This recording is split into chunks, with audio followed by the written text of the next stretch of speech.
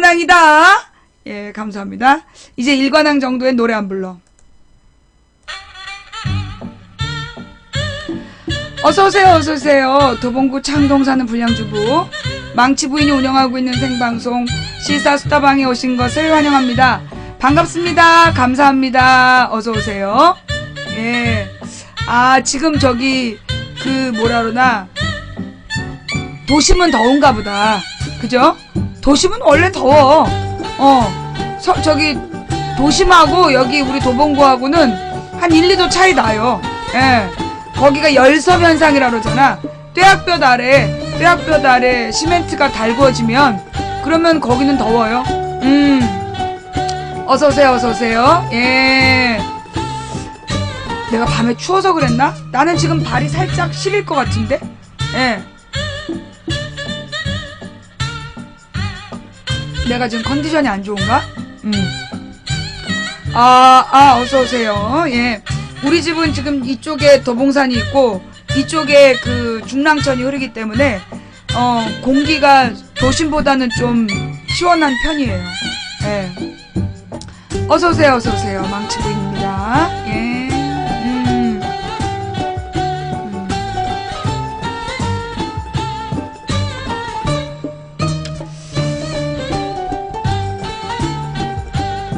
반갑습니다. 감사합니다. 어서 들어오세요.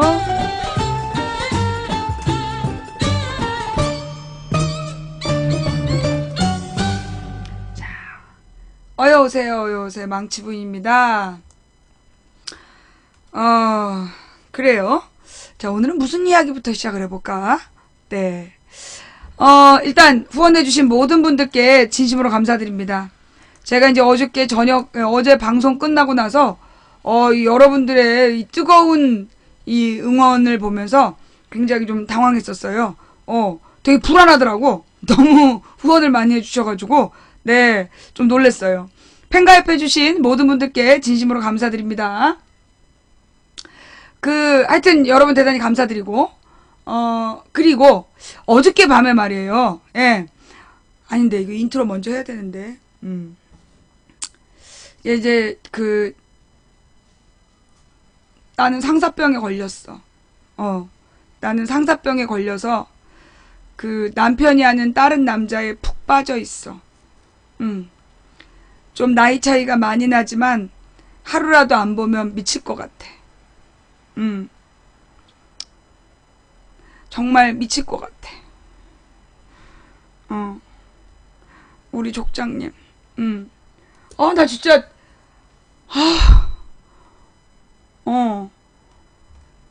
내가 사실 이제 우리 딸을 안 놓고 딸이 너무 예뻐가지고 막 하루 종일 쳐다보고 있었거든. 계속 쳐다보고 있으면 지나가던 사람들이 이뻐 죽겠지 그러는 거야. 그래서 네 그러면 크면 안 이쁠 것 같지. 그래서 네 크면 더 이뻐 그러더라고. 근데 진짜 이제 우리가 딸 하나밖에 못 낳았잖아요. 그 밑에 제가 동생을 둘 더 낳으려고 시도를 했는데 그만 아기가 착상까진 됐는데 수정되고 자궁에 착상까지 됐는데 심장이 안 뛰는 거야. 그렇게 해서 2번 아기를 잃고 그리고 이제 포기하고 우리 딸만 키웠단 말이에요. 우리 딸이 이제 햇님반이었을 때 5살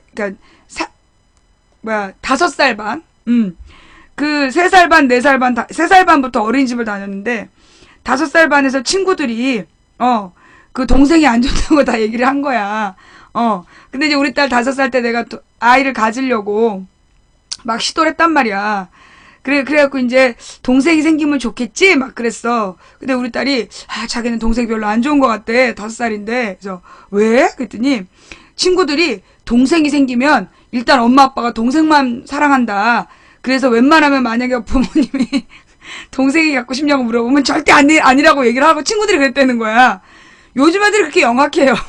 5살 반에서 애들이 어린이집에서 모여 앉아갖고 모래놀이 하다가 엄마 아빠가 동생 갖고 싶니라고 물어볼 때 싫다고 그럴 걸 그랬다. 그래서 둘이 서로 이제 정보를 주고받은 거야. 우리 딸이 5살 때 자기는 동생이 없었으면 좋겠다고 친구들이 동생 생기면 후회한다고 막 그랬다는 거예요. 그래서 이제 근데 5살 때 동생이 생겼다가 잘못됐어. 그리고 8살 때, 우리 딸 8살 때 다시 한번 시도했는데, 3년 만에 또 잘못된 거야. 그래서 우리 신랑이, 우리가 이제 둘째를 가지려고 그러다가, 잘못한 마누라를 잃겠다. 그래가지고 이제 그 아기를 포기했단 말이에요. 그리고 쭉, 정말, 우리 딸이 17살이 될 때까지 딸내미 하나만 바라보고, 아침에 딸내미 학교 갈 때 막 우쭈쭈거리면서, 사랑해, 사랑해, 뭐, 잘 갔다 와, 막 이러면서 학교 갈 때 맨날 그랬단 말이야. 근데 오늘 우리 딸이 더 이상 자기 학교 갈 때 따라 나오지 말래, 현관으로. 그래서 왜 그러냐 했더니 안방에서 끝내자는 거야.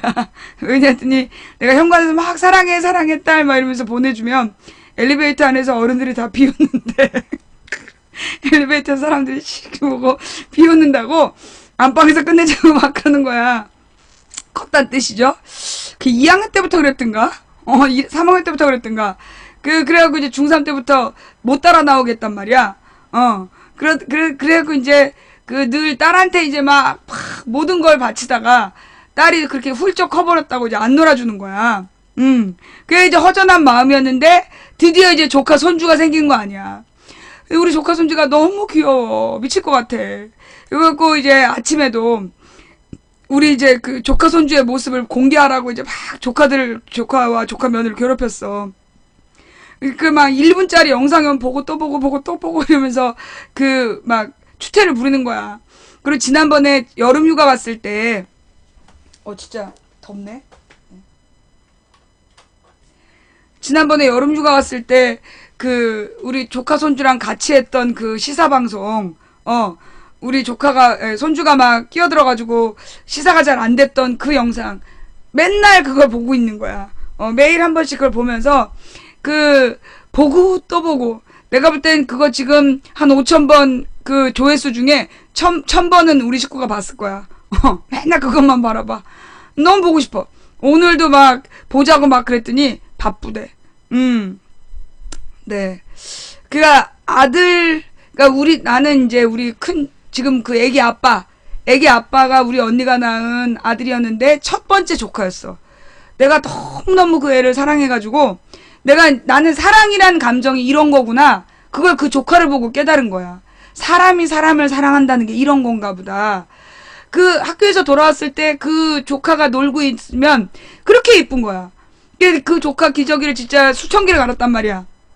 그러면서 정말 그 조카를 너무너무나 사랑했는데 그 어느 날 이 아이가 혈우병에 걸렸다는 얘기를 알게 되고 내가 너무 충격을 먹어서 나는 결혼도 안 할 거고 애도 안 낳겠다. 그런 결심을 했었단 말이에요.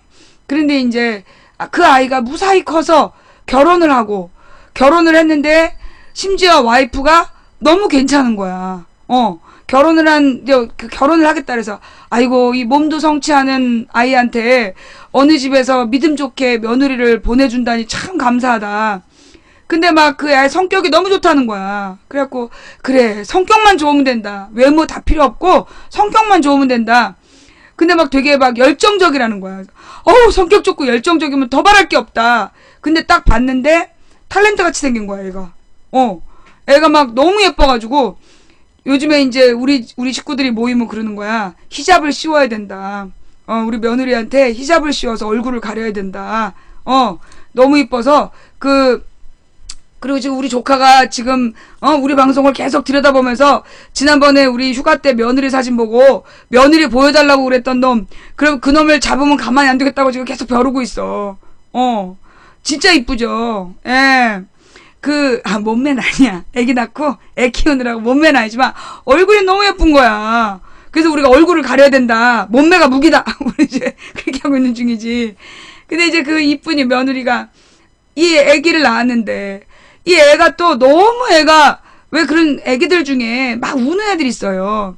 계속 보채는 애들. 칭얼칭얼대고 뭐 해달라고 그러고 그리고 계속 엄마 아빠 안고 있으라고 그러는 그런 애가 있단 말이야.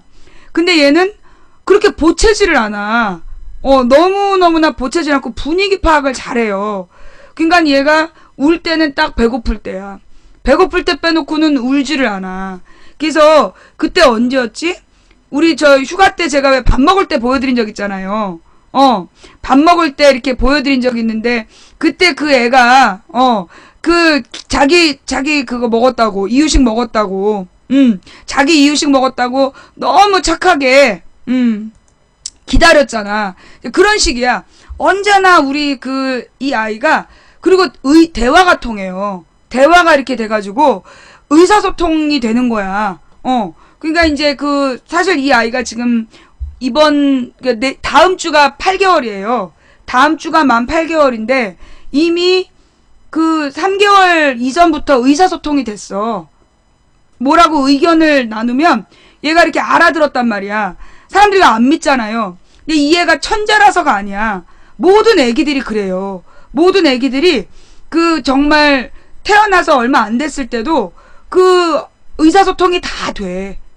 의사소통이 다 돼가지고 우리 조카 봤잖아. 뭐 어쩌고 얘기하면 막 반응하고 그러잖아요. 천재가 아니라니까. 여러분이 몰라서 그렇지 사실 아기들이 말을 하기 이전에 우주의 비밀을 안다는 인디언 속담이 있어. 그러니까 정말 이 애기들이요 엄청난 두뇌를 가지고 태어나는 거야. 모든 인간이, 모든 아이들이 태어나서 1년 동안, 나빠빠빠, 태어나서 1년 동안 단 1년 만에 인간의 행동을 다 배우는 거예요. 그렇잖아. 태어나서 1년 만에 아이가 앉고, 기고, 서고, 걷고까지 해. 그러면서 엄마 아빠 말도 배우잖아.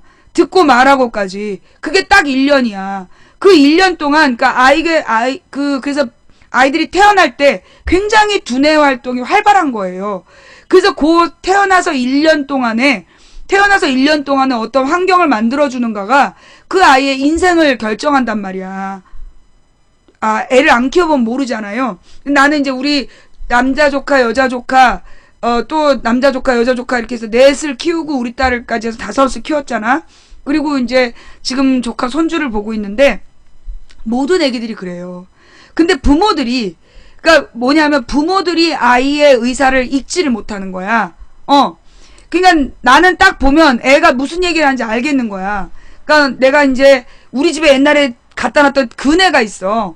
그네를 이제 우리 조카 손주가 태어났을 때 기념으로 줬단 말이야. 근데 이 애가 그네를 너무 좋아하는 거야.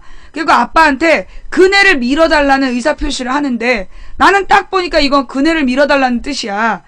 박근혜 말고! 실내에서 이렇게 타는 그네를 밀어달라는 뜻이야. 그럼 애가 몇 번씩 반복적으로 아빠가 이렇게 밀어달라고 얘기를 해. 근데 아빠 못 알아듣더라고. 그러니까 부모는 못 알아들어요. 부모는 잘 못 알아듣는데 나는 이제 아이의 행동을 보면 그게 무슨 말인지를 알겠는 거야. 그래서 나는 애가 안아달라, 뭐 또 그네를 밀어달라, 또는 배고프다 이런 거. 그리고 휴가를 갔는데 우리 조카 손주가 깼어.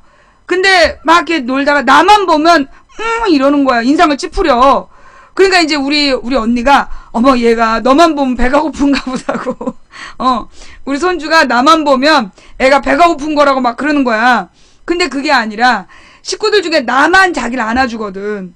거기 이제 우리 형부, 우리 언니, 조카, 며느리, 내 동생, 나 이렇게 6명의 어른이 있는데 그 중에 애가 10kg니까 아무도 못 안는 거야. 근데 오로지 나만 걔를 안아줬거든. 그러니까 이제 안고 일어서자는 얘기를 하는 건데 식구들이 야 너만 보면 배가 고픈가 보다. 근데 그게 안고 일어서란 얘기였어. 그래서 이 애들이요 생각이 다 빠네요. 천재가 그러니까 얘가 특별한 게 아니라 모든 아이들이 그래. 그런데 그때 부모들이 아이 앞에서 막 싸우고 그리고 엄마가 막 애 앞에서 싸우고 불안한 상황이 유지가 되잖아. 그러면 애 성격이 나빠지는 거야. 그리고 이제 엄마가 아이를 뱃속에 넣어놓고 어떤 생각을 했느냐. 이게 아이 성격에 굉장히 중요해요. 부모들이 엄마가 이 애를 뱃속에다 넣어놓고 얘를 지워야 되나? 애를 낙태를 해야 되나 말아야 되나? 이런 생각을 하잖아. 그게 아주 한 번이라거나 아주 짧았더라도요. 그 생각이 아이에게 자기의 자존감을 망친다는 거야. 그래가지고 실제로 어느 나라에서 어떤 사람이 수십 번 자살 기도를 하는 거야. 계속 자살 기도를 하는데 원인이 없는 거야. 모든 환경이 다 괜찮은데 그리고 부모들도 얘를 어렸을 때 너무너무 사랑한 거야. 어린 시절에 뭐 동영상 같은 걸 봐도 비디오 테이프를 봐도 아무 문제가 없는데 애가 자꾸만 자살 시도를 하는 거야. 알고 보니까 아이 뱃속에 있을 때 엄마가 임신을 후회했던 거야. 그래서 이 아이를 지울까를 잠깐 고민했었대. 근데 그 잠깐이 아이한테는 자기가 거부당했구나라는 어떤 그 심리적 기저가 돼가지고 계속 자살 기도를 했던 거야. 그래서 그게 옛날에 그 기사로 나왔었어요. 그래가지고 이 엄마가 아이에게, 아니 기사인가 책으로 읽었는가 그랬는데, 엄마가 아이한테 진심으로 사과하고, 그 당시에 엄마의 상황이 너무나 안 좋았다. 너무나 안 좋았지만 너라는 귀한 선물을 받고 엄마가 모든 어려움을 극복했고 네가 엄마에게는 너무나 큰 행운이다. 그때 그랬던 걸 진짜 사과한다고 진지하게 사과하니까 이 아이가 마음속 깊은 곳에 있는 상처가 이제 치유되기 시작했다는 그런 얘기가 있어. 실제로요. 그래서 부모들이 아이 뱃속에 있을 때 임신한 걸 보고 놀랐거나 또는 뭐 기분 나빠했거나 후회했거나 그랬다라면 진심으로 아이에게 반드시 사과하셔야 돼요. 그리고 사실 솔직하게 얘기해야 돼. 엄마가 너 임신했을 때 처음에 되게 놀라고 당황했다. 그래서 네가 얼마나 소중한지를 엄마가 그때 깨닫지 못했다. 근데 너라는 아이가 엄마에게 와서 엄마 인생이 많이 바뀌었다는 이야기를 계속 반복적으로 해주지 않으면 이 아이가 자존감을 잃는다는 거예요. 그리고 이 애를 뱃속에 넣어놓고 계속 애가 죽었으면 좋겠다라고 태어나지 말았으면 좋겠다라고 생각한 아이들, 걔네들이 사이코패스가 된대. 엄마가 아이를 뱃속에 넣어놓고 그 임신한 기간 동안에 그 너무나 괴로웠대. 그리고 남편이 죽이고 싶다. 남편이 너무나 자신의 임신에 대해서 책임지지 않고, 그리고 이 시부모들하고 사이가 안 좋고, 그래서 이 엄마가 애를 뱃속에 넣어놓고 안 좋은 생각을 계속 하잖아. 그러면 애들이 나와서 그 사이코패스가 된다는 거야. 그 다음에 그러면 이제 뱃속에 있을 때 그러면 엄마가 생각 잘못할 수도 있잖아. 잘못한 생각에 대해서는요, 반드시 뱃속에 있는 애기한테 사과해야 돼요. 네. 우리 딸이 뱃속에 있을 때, 아빠하고 이제 그 5개월의 태동을 내가 처음 느꼈어. 그리고 그날부터 아빠가 딸의 태동이 너무 부러워가지고 책을 읽기 시작한 거야. 그리고 동화책을 200권을 읽어줬어, 아빠가. 그러면서 아침에 내가 자고 있는데 내 배를 훌렁 까놓고 애기한테 배를 두들기면서 톡톡 아빠예요. 애기 태명이 봉순이었어. 봉순아 아빠예요. 로 톡톡 두들기면 애기가 배를 툭툭 발로 차는 거야. 그래서 날마다 매일 아침에 아빠가 톡톡 그러면 애기가 툭툭, 그게 이 서로 소통하고 대화였어. 근데 우리 큰 조카가 혈우병이었잖아. 그래서 이게 만약에 뱃속에 있는 아이가 남자아이면 혈우병 환자일 가능성이 있기 때문에 그 당시에 성별을 미리 알아보고, 그게 남자아이면 종합병원에서 애를 출산했어야 돼. 그리고 성별을 알아보러 갔네? 성별을 딱 알아보러 갔더니 딸인 거야. 그리고 이제 나는 내가 딸일 거란 생각을 했어. 왜냐, 애기 임신하자마자 나는, 내가 딸을 임신했구나, 라고 알았거든. 딸이라는데 우리 신랑은 계속 아들일지 모른다는 거야. 그리고 이제 우리 어머님이 아들, 손주를 되게 원하셨어, 시어머님이. 그러니까 이제 남편이 아들이기를 바랬었던 마음이 지도 있었던 것 같아. 근데 이제 딸이라는 게 딱 확인이 되니까 할머니가 섭섭해 하시겠다라고 한마디를 했어. 그런데 다음날 아침에 아빠가 이게 톡톡 두들기면서 봉순아 아빠다. 근데 애가 안 움직이는 거야. 그러니까 이상하잖아. 근데 아빠가 딱 문 닫고 나가니까, 현관문 닫고 나가니까 막 태동이 있는 거야. 버르적 뱃속에서 그래. 신기하다 그랬지. 왜 그러지? 근데 아빠가 오면 안 움직여. 그래서 그게 첫날 그렇게 가. 둘째 날도 아빠가 톡톡 했는데 반응 없이 출근 퇴근이 이루어졌어. 세 번째 날 아침에 아빠가 또 똑똑 두들겼는데 반응이 없는 거야. 그러자 이제 그래서 내가 이건 아이가, 그러다 아빠가 나가면 막 움직여. 그래갖고 내가 그날 세 번째 날 낮에 이 뱃속에다가 얘기를 한 거야. 딸, 아빠는 네가 딸이기를 정말 기대했어. 그래서 지금 우리 집에는 네가 딸이라고 생각하고 모든 물건을 딸에 맞춰서 준비한 거야. 근데 할머니는 옛날 사람이라서 아들이 나오면 좋겠다라는 생각을 하시는데, 그래서 할머니가 실망했겠다라고 생각하는 거지, 아빠는 사실 네가 딸이기를 진짜 기다렸던 거야. 막 설명을 했어.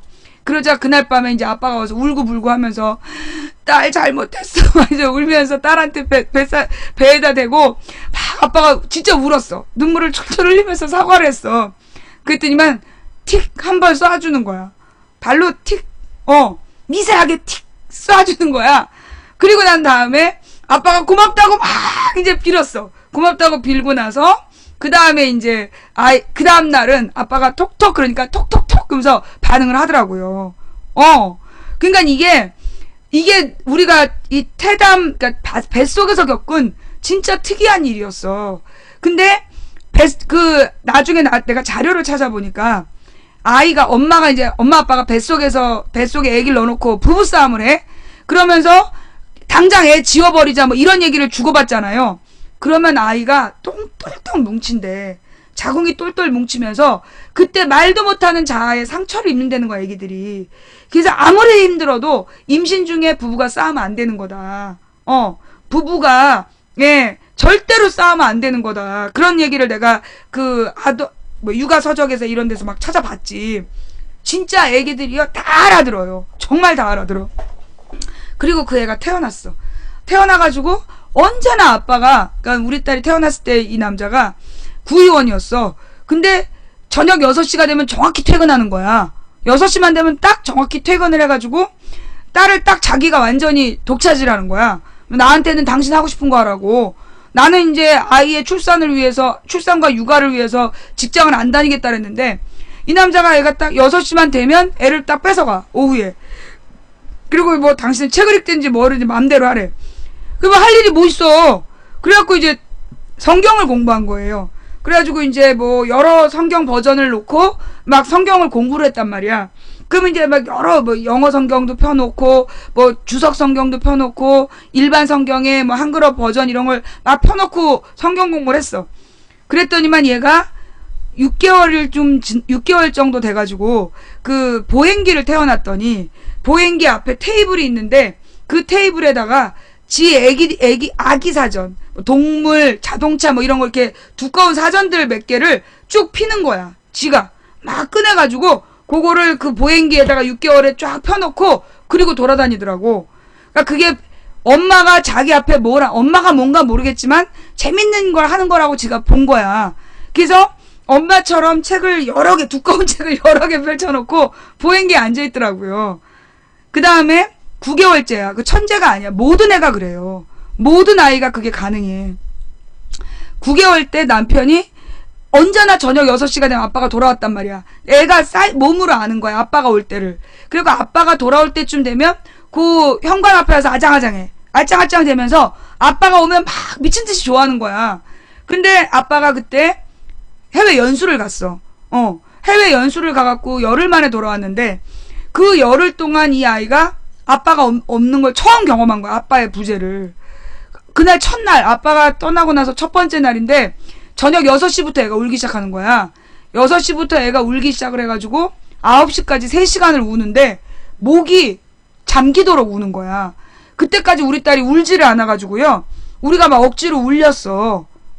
억지로 막 안 줘! 뭐 이렇게 해갖고 울렸단 말이야. 그 애들이 정기적으로 우는 게 좋다 그래서. 근데 세상에 얘가 아빠가 없는 그날 6시부터 9시까지 3시간을 우는데 목이 쉬도록 울더라고요. 얼마나 놀랬는지 몰라. 그래서 내가 막 너무 당황스러운 거야. 애가 운다는 걸 상상을 못했기 때문에. 정말 우리 그 조카처럼 순했거든, 애가. 근데 이제 내가 그때 9시부터 길게 설명을 했어. 엄마 너무 힘들다. 엄마 너무나 당황스럽다. 사실 아빠가 간 건 공부를 하러 간 거다. 공부를 해서 좋은 걸 보고 와서 우리나라의 좋은 힘든 사람들을 돕기 위해서 공부를 하러 갔는데 너가 이렇게 울어대면 엄마가 너를 바라보면서 어떻게 해야 될지 모르겠다. 그래서 너보다 엄마가 더 큰 소리로 울고 싶다면서 내가 막 하소연을 했어. 그랬더니 나를 가만히 쳐다보는 거야. 9개월짜리가 가만히 쳐다보더니 그 짧은 팔로 내 목을 탁 끌어안는 거야. 내 목을 탁 끌어안고 손을 타고 이렇게 까딱까딱 위로를 하는 거야. 이제 꼴에 위로를 딱 하더니 울음을 딱 그친 거야. 그리고 나서 남편이 돌아올 때까지 울지 않았어. 정말 신기하게. 정말로 안 울고. 그리고 난 다음에 그 아빠가 돌아왔어. 아빠가 돌아와갖고 막 달려와가지고 딸 그랬는데 고개를 싹 돌리는 거야. 고개를 싹 돌려. 그러니까 이제 아빠가 이쪽 가고 딱 이제 이쪽으로 또 고개를 탁 돌리면서 자기 아빠를 안 쳐다보는 거야. 안 쳐다봐. 그러니까 이제 아빠가 또 줄줄 운 거야. 날 잘못했어. 아빠가 너를 얼마나 보고 싶었는지 막 우니까 싹 쳐다봐. 자기도 울면서 아빠를 딱 안아주고 그리고 화해를 했어요. 진짜 신기하죠? 이게 진짜 실화야. 우리가 그걸 남편이랑 같이 겪었기 때문에 내가 혼자 겪었으면 그거 거짓말이라고 그러잖아. 근데 이게 남편이랑 같이 겪은 일이고 증인들이 다 있는 사건이에요. 그래서 이 애기들이 사실은 아무것도 못 알아듣는 것 같아도 다 알아들어. 그리고 이제 특히 애들 중에 그 되게 심리적으로 불안정한 애들이 있어요. 자, 안정이 안 되고 계속 사고 치는 애들. 그 애들이 왜 사고가 나냐 하면 애기가 태어나가지고요. 정말 한 20일 정도 되면 옹알이를 해요. 20일 정도 되면 엄마하고 눈을 맞추기 시작해. 보통 그 정도가 되면 뭐 안 보인다 막 이러잖아. 아니야. 한 20일 정도만 돼도 엄마하고 눈을 마주칠 줄 알아. 근데 그 눈을 마주칠 때 그때 엄마가 끊임없이 쳐다봐줘야 돼. 애가 딴 데 볼 때까지 엄마가 계속 그 아이를 바라보면서 이런저런 얘기들을 해주잖아. 그러면 이 애는 엄마를 바라보면서 옹알이를 하는 거야. 그러면 그러니까 어른들이 말하는 걸 따라하는 거거든. 근데 그게 옳고 그름인지 모르고 자기는 자기 생각을 표현하는 거야, 옹알이를. 그때 그 옹알이를 잘 받아줘야 돼. 어머, 그랬어요? 어머나. 이러면서 자꾸만 뭔가 너의 말을 내가 알아들었다라고 해줘야 돼. 그렇게 해주고 눈을 마주쳐준 애들은 산만하지 않아. 절대 산만하지 않아요. 걔네들은 인내심이 강해. 기본적으로 그 아이가 옹알이를 하면서 엄마한테 자기가 엄마를 바라보면서 얘기하는 동안 엄마가 눈을 떼지 않고 계속 바라봐준 애들은 인내심이 강해. 공통적으로. 인내심이 굉장히 강하고, 그리고 막 그 사고를 치지 않아. 막 돌아다니면서 사고 치고 그러질 않아. 근데 엄마가 그렇게, 그러니까 주의 안극자죠. 엄마든 아빠든 아이를 바라보면서 눈으로 애가 원하는 만큼 소통해주지 않잖아. 그러면 아이가 문제가 생겨. 실제로 엄마가 우울증에 걸려서 아이를 바라보지 못한 엄마들이 있어. 아이의 눈을 바라보지 못한 엄마들이 있거든요. 그 집 아기들이 자폐증 확률이 높아. 엄마가 아기의 눈을 바라봐주지 않으면 그러면 그게 이 아이들이 자폐증 증세가 나타나요. 그거 다 이거 무슨 육아 프로그램이나 책들에 많이 나오는 얘기야. 그래서 아기의 눈을 바라보면서 얘기해주는 게 굉장히 필요하다. 그래서 특히 생후 한 6개월, 생후 6개월 동안에 눈으로 대화하는 거, 눈과 어떤, 손길? 눈과 손길로 이렇게 대화하는 게 아이 성격에 굉장히 중요한 영향을 미쳐요. 성격 형성에. 근데 사실, 그러니까 주로, 왜 학교에서 적응 못해가지고 ADHD인가? 그 애가 산만하고 막 이렇다라는 그 애들이 있잖아. 그런 애들의 특징이 뭐냐면, 그런 애들의 상당수가 어떤 애들이냐? 엄마들이 아이를 낳아놓고, 엄마가 이제 직장 생활하느라고 뱃속에서도 피곤했고, 태어난 다음에도 엄마가 직장을 다니느라고 아이하고 교감이 안 되는 아이들. 그런 애들이 그 증상이 많이 나타나요. ADHD의 증상이 많이 나타나는 애들이, 예. 그러니까 할머니 눈빛도 따뜻해요. 그 외할머니가 만약에 엄마가 키울 수 없으면 외할머니가 키우는 게 제일 좋대. 왜냐하면 엄마 냄새가 외할머니에게도 난대요. 그게 이제 이 호르몬 현상이기 때문에 엄마의 냄새가 외할머니한테 나기 때문에 아기가 정서적으로 많이 안정이 된대. 근데 사실 이 엄마들은, 그러니까 할머니들은 바쁘잖아. 바쁘고 힘들어. 그러다 보니까 할머니들은 하루 종일 애만 바라보고 있을 수가 없는 거야. 그래서 그 할머니들이 잘 보살펴주는 애기들 중에 안정적인 아이들도 있는데, 할머니가 바쁘거나 그러면 애들이 역시 문제가 생기는 거야.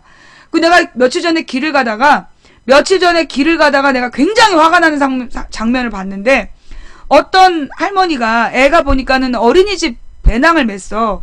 아마 6살 정도 된 것 같아. 여자아이가 6살 정도 되는 아이인데, 그 애를, 그냥 외할머니 같아. 외할머니 같은데, 이 애 앞에서 할머니가 걸어가면서, 애한테 막 비난을 하는 거야.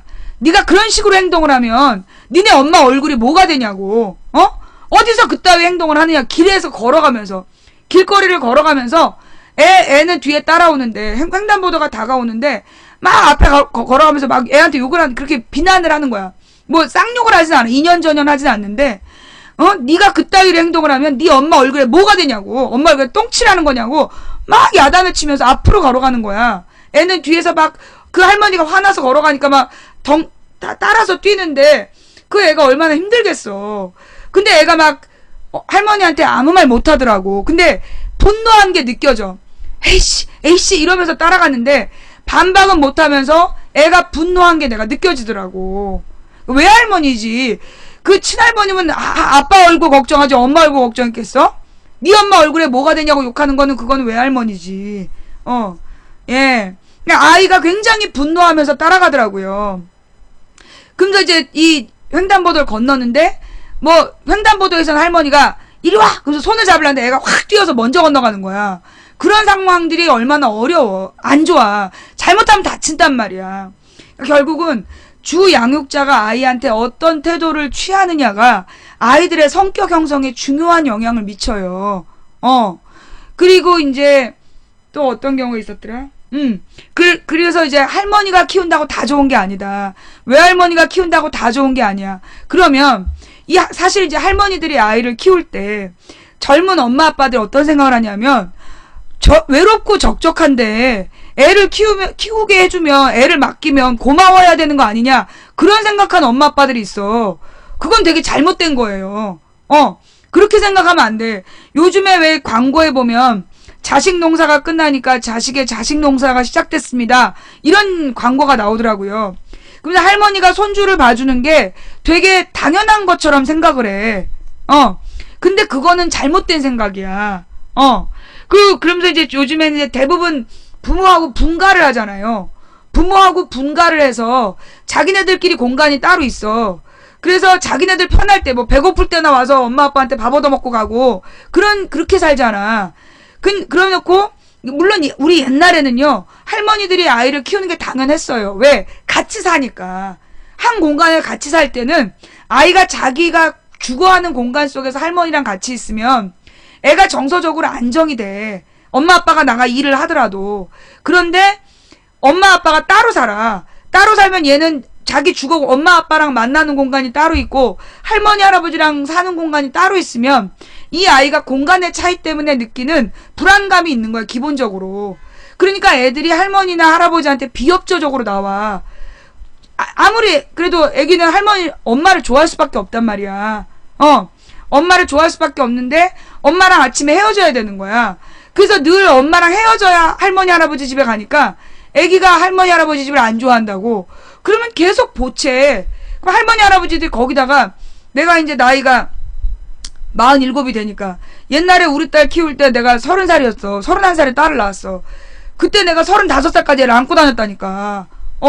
35살까지 애를 안고 다닌 게 애가 예민한 기질이었어 우리 딸이. 그래서 막 어른들이 옆에 막 키 큰 어른들이 둘러싸면 애가 되게 불안해했단 말이야. 그래서 언제나 이 아기를 안고 다녔어요. 그리고 항상 그리고 나는 애를 앞에서 끈 적이 없어. 내가 앞에 걸어가면서 애를 막 질질질 끌고 간 적이 없고 만약에 사람들께 걸어가야 되는 상황이라면 아이를 앞쪽에 세워놓고 앞에 상황을 보면서 애가 위험하지 않게끔 상황을 치우면서 같이 걸어갔지. 절대 끌고 가지 않았어. 그리고 이제 정말 만약에 사람들이 너무 많다 그러면 반드시 안아서 애가 불안하지 않게 했단 말이야. 그때는 뭐 내가 5살 근데 우리 딸이 그 5살 때 우리 라인의 8살짜리 키랑 똑같았어. 애가 키가 커가지고. 그러니까 이제 동네 사람들이 얘는 못 걸어요 막 그러는 거야. 그럴 때까지 애를 안고 다녔단 말이야. 근데 이제 늙으니까 우리 조카 손주를 내가 너무너무 사랑하고 꿈에도 보이는 조카 손주지만 그 애기를 안는 게 힘들더라고. 내 자식은 내가 열몇 시간씩을 안고 다녔는데 근데 얘 늙으니까 늙으니까 애를 안을 힘이 없는 거야. 그러니 할머니들은 더 힘들지.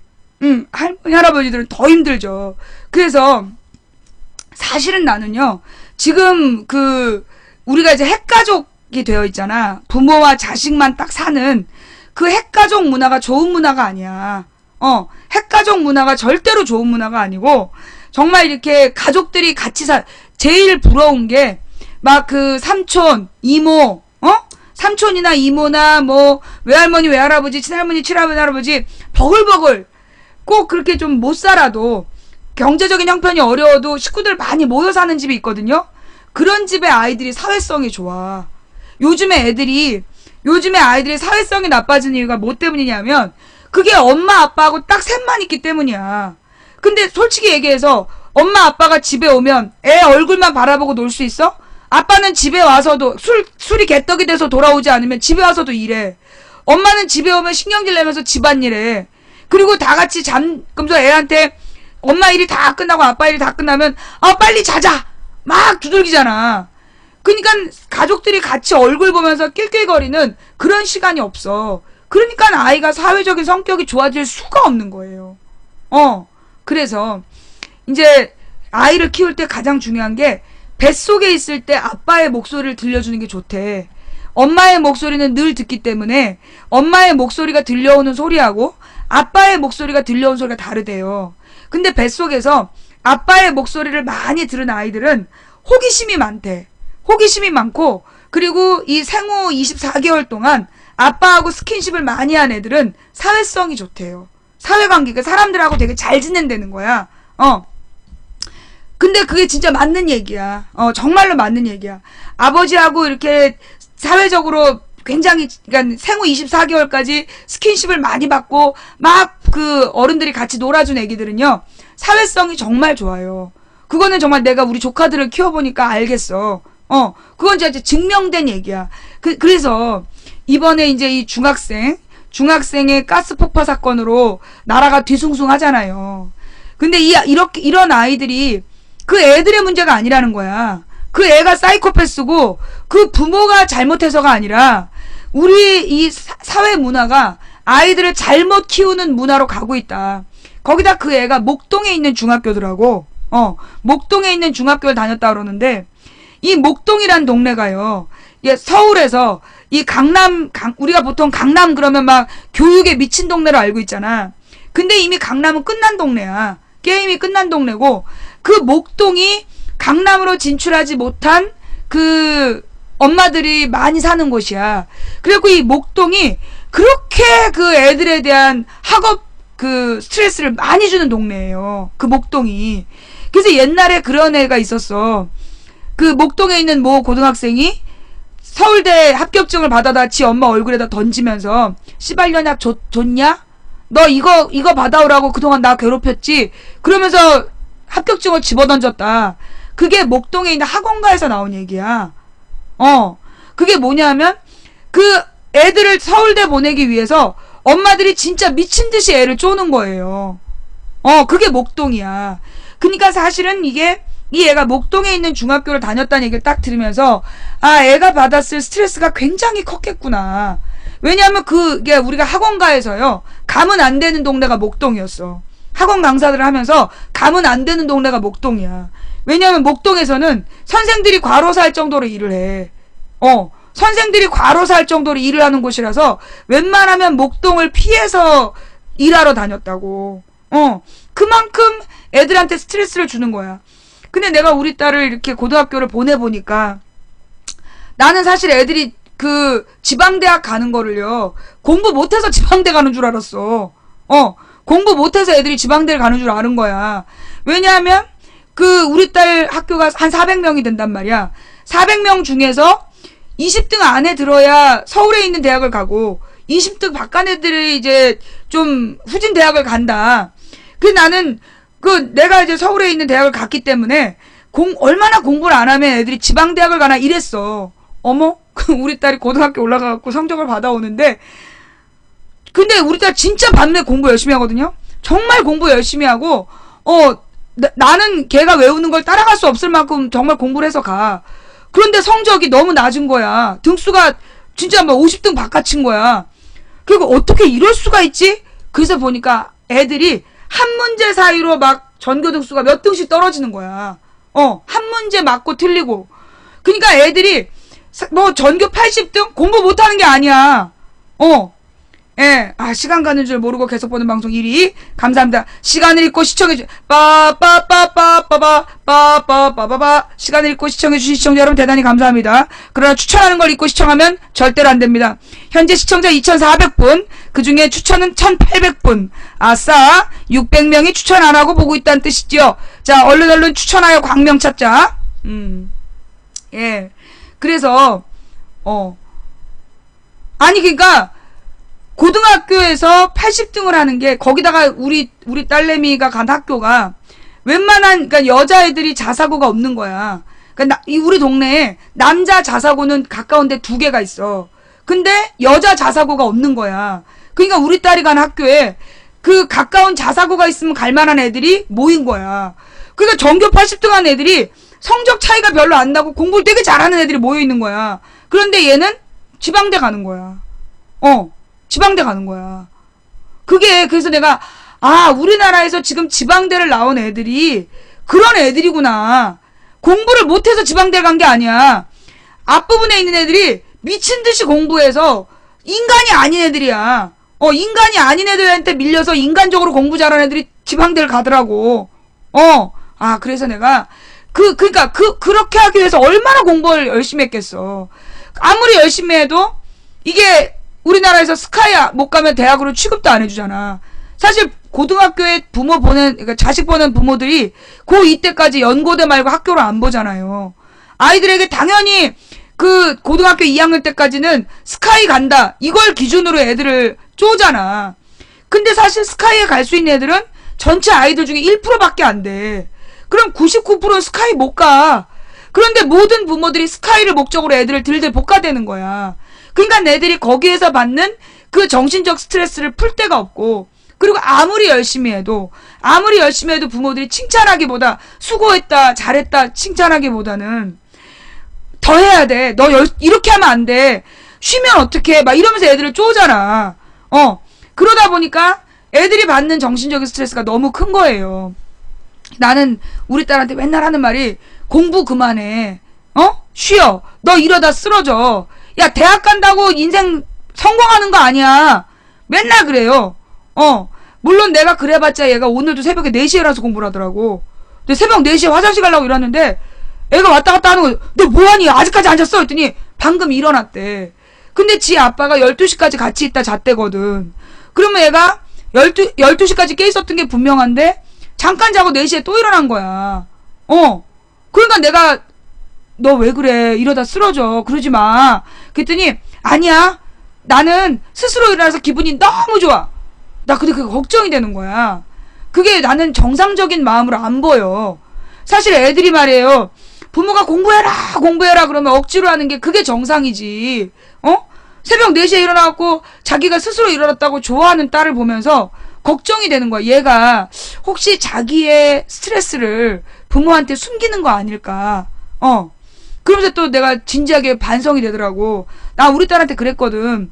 대학 갈 필요 없다고. 네가 굳이 대학 가지 말고 대학교 등록금을 모아서 그걸로 세계 일주를 해. 왜냐면 대학교 등록금이 세계 일주를 할 수 있어. 그 돈으로 세계 일주를 하고 엄마랑 같이 농사를 지으면서 글을 쓰자. 내가 그랬거든. 사실 나는 그게 훨씬 더 내가 볼 때는 멋진 삶이야.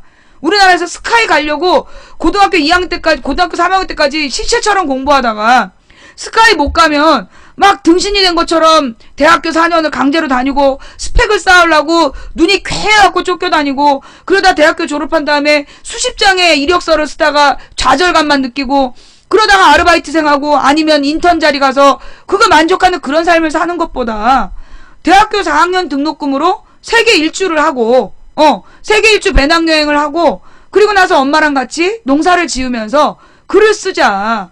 글 쓰고 책 읽고 그럼 되는 거 아니냐. 어차피 너가 대학 나와서 인턴을 해도 농사 짓는 것보다 많이 벌지 않는다. 그렇잖아요 요즘에. 솔직히 대학 나와가지고 인턴 해가지고 30만원 받고 열정페이로 일 시키고 그러잖아. 예. 그래서 나는 우리가 농사를 지으면서 자연 속에서 그림도 그리고 책도 읽고 글도 쓰고 그러자꾸나. 내가 맨날 얘기하니까 우리 딸이 미친듯이 공부를 해. 내 농사 짓자 그래서 공부하는 것 같아. 근데 사실 나는 내가 막 침 튀기면서 농사가 우리의 미래 산업이다 그런 얘기를 아무리 해도 우리 딸은 공부를 해요. 농사 개 힘듭니다. 아니, 안 힘든 일이 어딨어요. 안 힘든 일이 어딨냐고. 그 서울에서 직장 다니면 안 힘들 것 같아요? 밤에 11시까지 야근하고 야근이 일찍 끝나서 9시쯤 끝나면 꼭 부장 새끼가 술 먹자고 그러고, 그래서 술 먹으면 꼭 새벽 서너 시까지 피똥 쌀 때까지 마시고, 그리고 아침에 술도 안 깼는데 입에서 술 냄새 나면서 회사 가야 되고, 속은 후달리는데 낮 동안에 미친듯이 일해야 되고, 그 미친듯이 일 안 하면 똥 쌀 시간도 없이 일하잖아. 지금 현대인 남성들이. 직장 다니는 사람 그렇게 다녀요. 똥도 못 싸고 일을 하는 거야. 사회생활이 쉬운 게 어딨어. 나 학원 강사할 때, 학원 강사는 쉽냐? 얼마나 어려운데. 나 12시간씩 강의했어. 그래서 목이 그때부터 상하기 시작한 건데, 12시간씩 수업해야 돼. 그래야 학원에서 인정받아. 부모들도 좋다고 그러고, 예. 그게 똥 잘 싸요. 너는 노니까 아무 때나 똥 쌀 수 있지. 아니야. 사실 이것도 잘못된 표현이야. 왜냐하면, 잘 논다고 똥을 잘 싸는 게 아니야. 사실요, 취업을 못한 사람들, 청년들 과민성 대장 증상, 변비하고 설사를 계속 시달리는 거야. 취업을 못해서. 취업을 못해갖고 계속 설사가 나오고, 변비하고 설사 사이에서 계속 시달리는 거야. 그러니까 내가 볼 때 세상에 쉬운 일은 없어요. 쉬운 일은 없어. 농사가 개 힘들다. 아니, 농사만큼 안 힘든 일이 어딨어. 물론 농사는 육체가 힘들어. 농사는 육체가 힘들고, 이 도시 생활은 정신이 힘들어. 근데 이 농사를 지으면 땀을 흘리면서 더 인간적이 돼. 그래서 나는 몸이 힘들더라도 농사를 지으면서 인간성을 회복하는 게 나는 훨씬 더 좋다고 생각해요. 그 다음에 농사가 힘든 이유는 진짜 몸이 힘든 것 때문에 힘든 것보다 아무리 열심히 지어도 사회적으로 돌아오는 게 없어서 힘든 거야. 실제로 농사가 힘든 건 육체적으로 힘들어서 힘든 게 아니라 뼈가 빠지게 농사를 지어도 남는 게 없는 거. 그게 힘든 거거든요. 그럼 그거 왜 그러느냐. 이 뼈가 빠지게 농사를 짓는 농업을 우리 사회가 너무나 하찮게 여기는 거야. 우리 사회의 구조가 농사 짓는 사람에게 제값을 주지 않는 거야. 그래서 힘든 거야. 상대적 박탈감 때문에 힘든 거야. 그러니 내가 농사를 짓는다는 건요, 지금의 이 체제로 농사 짓는다는 거 아니에요. 내가 농사 지으러 가자라고 얘기하는 건 우리 사회의 체제를 바꾼다는 얘기야. 농사 짓는 사람이 제값 받는 세상을 만들기 위해서 난 농사 지으러 가겠다는 거야. 그 농사를 짓는다는 게 그냥 하늘만 바라보고 땅만 파겠다는 얘기가 아니라 이 땅에서 농민들이 제값을 받는 세상을 만들겠다. 그걸 목표로 해서 나는 농사를 지으러 가자고 얘기하는 거야. 나는 그게 우리 사회에 굉장히 중요한, 나는 무기를 사는 것보다 농업을 지키는 게, 무기를 사는 것보다 우리의 농업을 지키는 게 훨씬 더 중요하다고 생각해요. 농업, 축산업 이런 거 지키는 거, 그게 무기를 사는 것보다 중요해. 사실 무기는 전쟁 때나 쓰잖아. 하지만 쌀, 생선, 고기, 달걀, 우유 이런 거는 평상시 필요한 거야. 그런 것들을 외세에 의존하기 때문에 건강한 나라가 안 되는 거예요. 건강한 국민성은 건강한 음식에서부터 나와. 그래서 우리는요, 이 농업은 내가 볼 때 독립운동하는 마음으로 농업해야 돼. 이 농업을 할 일 없어서 하면 안 되고 정말 독립운동하는 마음으로 농업해야 돼요. 그리고 축산업이나 어업이나 우리의 기초산업에 우리 젊은 세대들이 배우러 가야 돼. 난 진짜 그런 생각해요. 이거 농담 아니고, 왜냐하면 실제로 이게 미안해요. 바보가 들어왔어. 못 알아듣는 바보들은 내보내고. 이 농업이나 축산업이나 어업, 이게 잘 되지 않으면 우리는 늘 누구에게 외국에 의존을 해야 돼. 그게 뭐냐? 식량 자립도라는 거야. 우리나라 식량 자립도가 굉장히 떨어지고 있어요. 옛날에, 지금부터 한 10년 전? 지금부터 한 10년 전에는 충청도에 있는 곡창지대에서 쌀농사 크게 짓는 젊은 사람들, 낮에는 흙탕물에서 막 일을 해. 그리고 막 트랙터 몰고 일을 해. 밤 되면 외제차 타고 놀러 갔어. 이게 쌀농사를 잘 짓는 사람들이 그 당시 10년 전만 해도요, 대규모로, 큰 규모로 이제, 왜냐면 나이든 농민들이 많이 사라지기 때문에, 지금 이제 농토들이 많이 놀고 있단 말이야. 그런 농토들을 빌려갖고 대규모 농사를 짓는 거야. 그러면 그게 농사만 지어갖고 억대 수입이 가능했어요. 10년 전에. 그래가지고, 충청도에 딴부잣집 자식들이 농사를 지었다니까.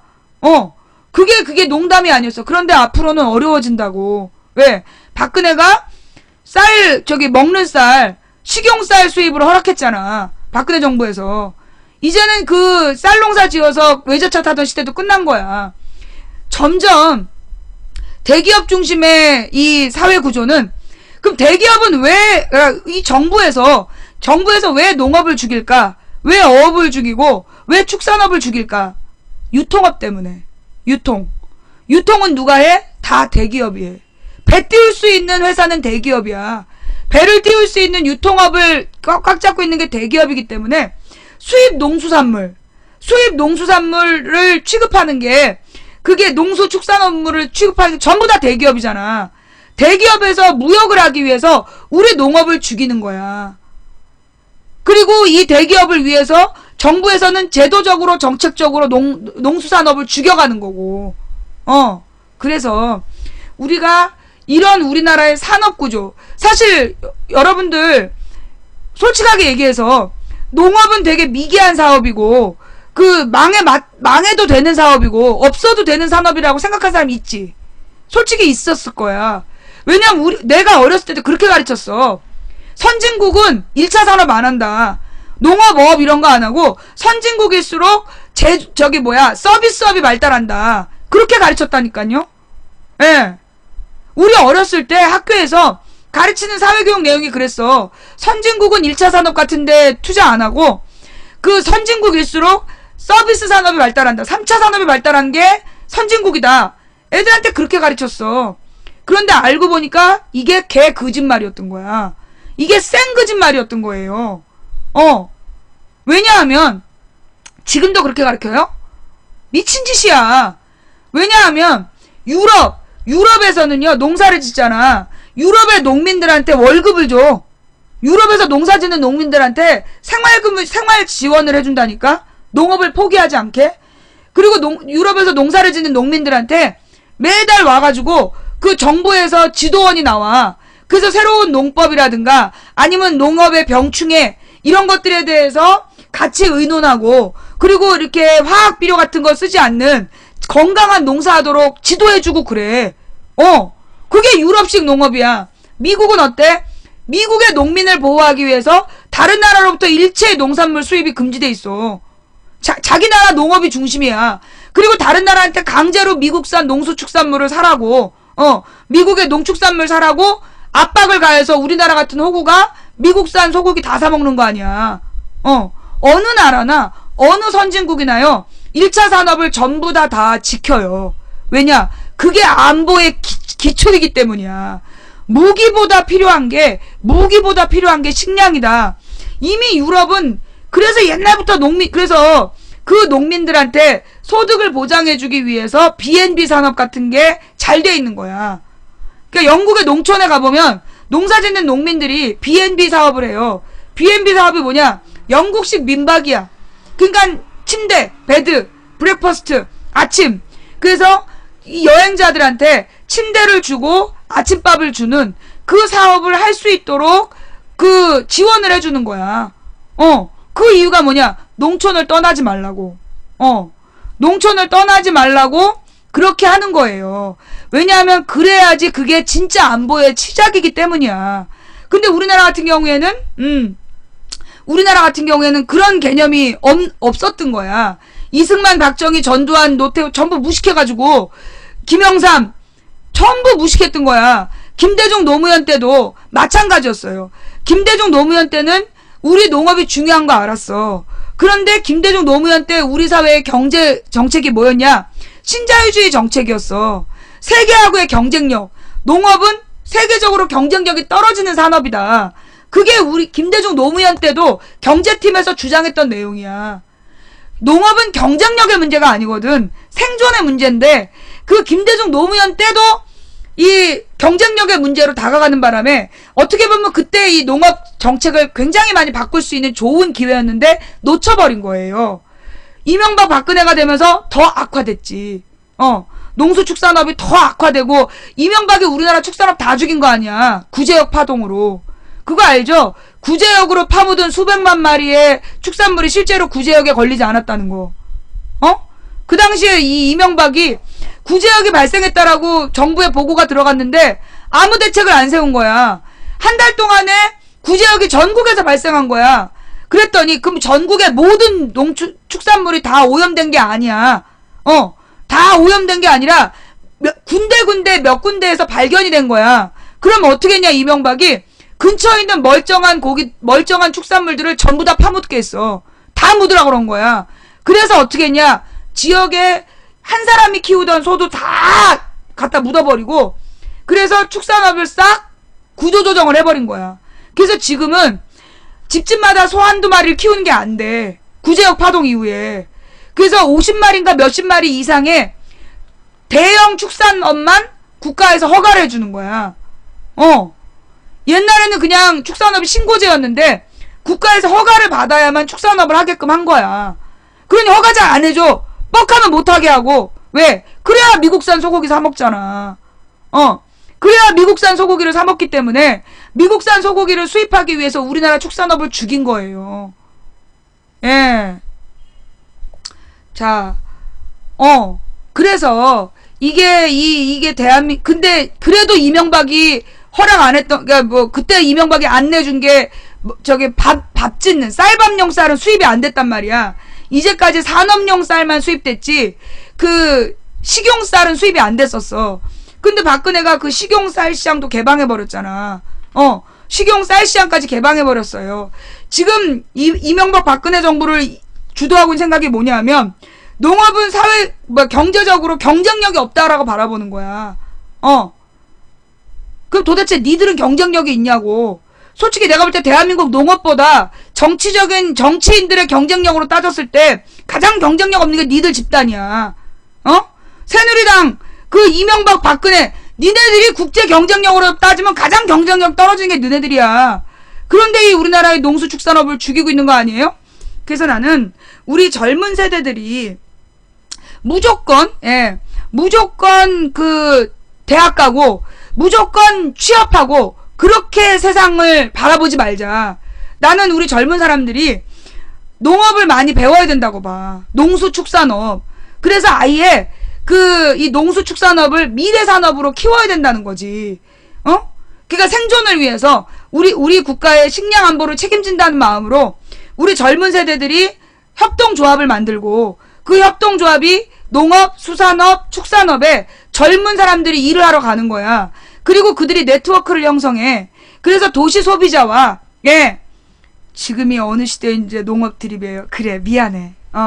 그래 진짜 미안해. 그래. 그 유럽은 지금 이 시대에 안 사나 봐. 유럽이나 미국은 지금 이 시대에 안 살아가지고 농업 지원하고 그래. 그지? 뭐 유럽 따위 뭐 미국 따위 다 뭐 옛날이잖아. 옛날에 살잖아. 그래서 농수축산업에 지원 안 하는 거야.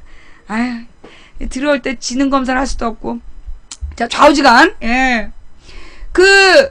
우리는 이게 이제 소위 협동조합 운동이라는 거예요. 이게 이제 이탈리아에 가면 볼로냐라는 도시가 있어. 이탈리아에 볼로냐라는 도시가 있는데 유럽에서 경제 한파가 들이닥쳤을 때 유럽에서 경제 한파가 들이닥쳐갖고 대량 실업 사태가 막 일어났다는 거야. 그런데 유일하게 볼로냐라는 도시만 그 경제적인 그 유럽 한파에서 멀쩡히 살아남은 거야. 여기 뭐지? 그리고 들어가 봤더니 도시 사람들의 80% 이상인가가 조합에 가입이 되어 있는 거야. 그래서 농업, 업, 뭐 유통업 이런 걸 전부 다 조합에 가입된 사람들끼리만 하는 거야. 그래서 이 사람들이 자기네 지역에서 난 물건을 자기네 지역 사람이 유통을 하고 자기네 지역에서 난 농산물을 가공해서 팔고 이랬던 거예요. 그래갖고 그 지역만 실업의 한파에서 멀쩡히 살아남았던 거야. 그래서 알려진 게 그 협동조합 운동이야. 그래서 우리도 이 대규모 협동조합 운동에 대해서 막 연구하기 시작했던 게 2013년이에요. 막 이제 조합에 대한 이야기들이 막 퍼져나갔던 거야. 그런데 그 조합이라는 게 그래서 뭐 미디어 노동조합 뭐 이런 얘기들도 많이 나오고 조합 운동에 대한 이야기가 막 퍼져나갈 때 낙곰수 팬들이 중심이 돼서 만든 게 국민TV야. 거기서 문제가 생겼어. 이게 이제 사실 그 조합 운동이라는 것에 대해서 잘 모를 때, 그러니까 그 낙곰수에 투자한 사람들도 잘 몰랐고, 그리고 이 낙곰수를 구성한 사람들도 조합에 대한 개념이 없었고, 그러면서 이 그러니까 이 국민TV를 만든 거야. 근데 지금 그 국민TV 맨 처음에 만들었던 사람들이 다 나갔잖아요. 다 나가버리고 몇 사람이 남아서 지금 권력투쟁을 하고 있는 거야. 그러면서 지금 사실은 어떻게 보면 우리 사회에서 굉장히 유의미한 협동조합 운동이었는데 그게 지금 아주 막장 드라마로 가고 있어. 그게 너무나 가슴이 아파요. 너무나 가슴이 아픈데 뭐 누구의 잘잘못을 따지기 전에 그게 진짜 협동조합이 아니라는 거야. 국민TV가 진짜 협동조합이 아니야. 그것만 협동조합이라고 생각하면 안 돼. 우리 망치부인이 주장하는 조합운동이라는 건, 망치부인이 주장하는 조합운동이라는 건 뭐냐면, 소위 우리 지역에서 난 로컬푸드라 그러잖아. 지역의 음식, 그 다음에 지역에서 생산되는 것들을 근거로 해서 가공업 공장을 만들고, 그 공장에서 난 것을 지역 사람들이 유통을 시키고, 그게 소비자하고 직접 연결돼서 저렴한 가격으로, 그러니까 진짜 실거래가 정말로 모두가 윈윈하는 농민도 살고, 지금 어때요? 농민은 어떻게 팔아? 우리나라의 농민은 밭대기로 팔잖아. 막 몇백 원에 팔아. 200~300원 뭐 1,000원 이하로 팔아. 그게 도시에서 10,000원에 팔려. 그럼 중간에 유통하는 놈들이 다 띄어먹는 거야. 9,000원을 유통업에서 띄어먹고 소비자는 10,000원에 사야 되는 거야. 농민도 죽고 소비자도 죽는 거야. 중간에 이 대기업이나 소위 도매업에 종사하는 사람들만 돈을 버는 구조인 거예요.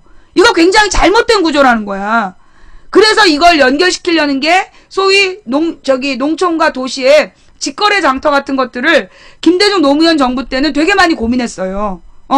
그래서 마을마다 이렇게 마을 공동체가 만들어지면 그 마을이 지방 도시들하고, 그러니까 지방에 있는 지역 뭐 군이나 군 단위하고 이제 자매 결혼을 하는 거야. 그래서 그 지역의 농산물이 제철 농산물이 나오면 이 도시에서 주부 회원들이 갖다가 팔고, 그렇게 해서 도농 간에 상생하자는 운동들이 막 만들어지다가 이명박 정부 초기에 농수산물 직거래 알고 보니 뻥 이런 기사들이 몇 번 나오면서 직거래 장터 움직임이 확 죽어버린 거예요.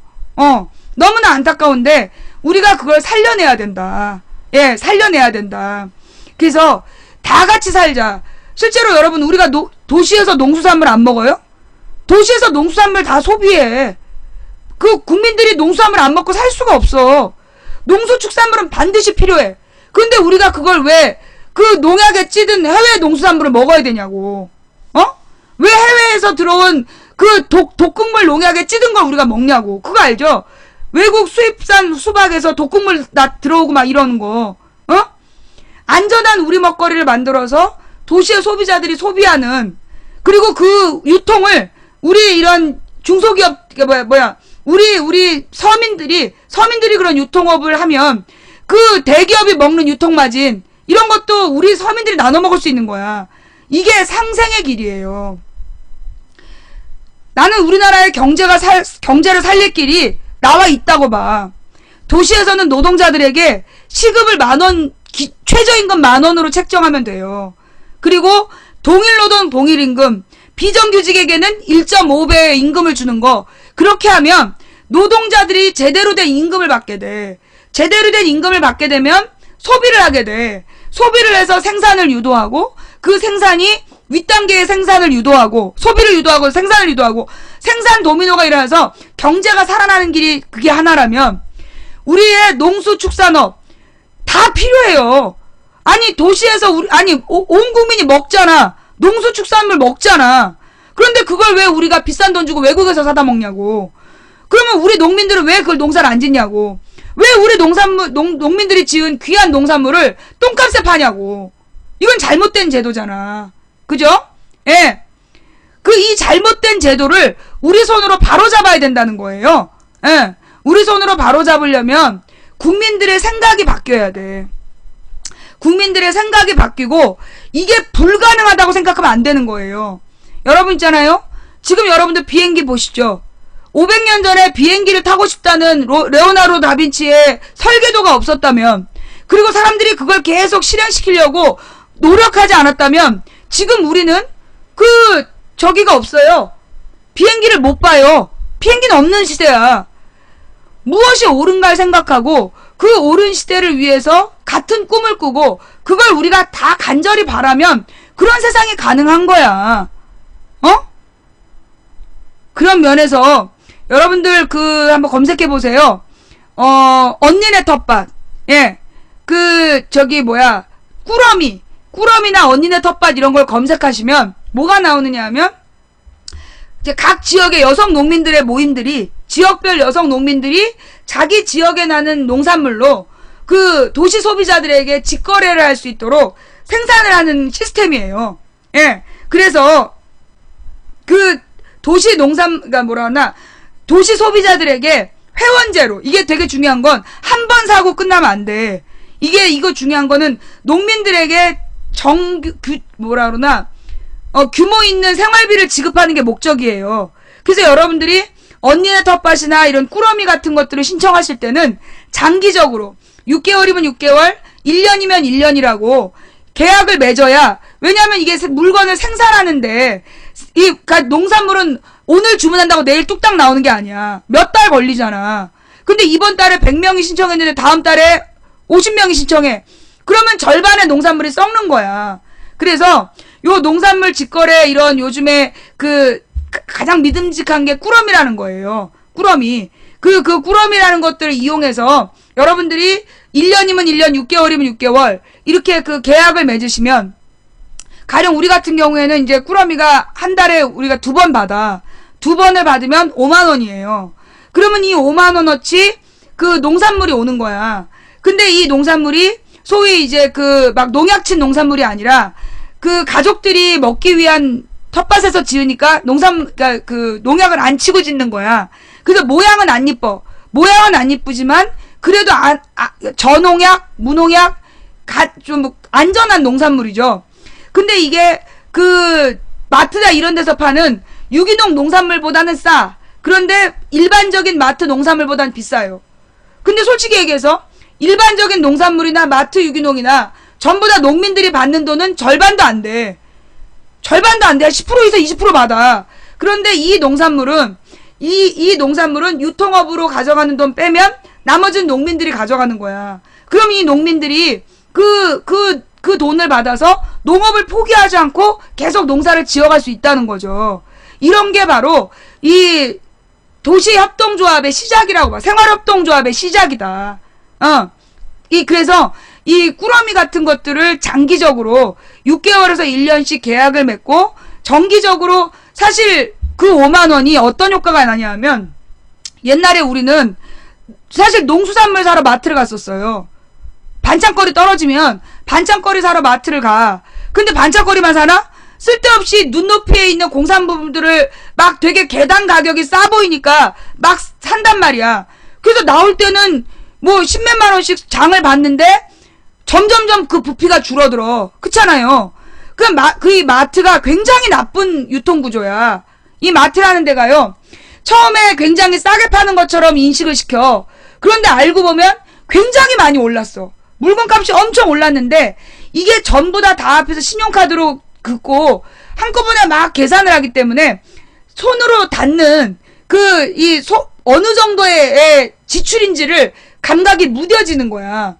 그래서 실제로 마트가 생겼을 때는 되게 싼 것 같았지만 실제로 싸지 않아졌고, 동네 슈퍼가 다 죽고 나면 마트가 값을 올려.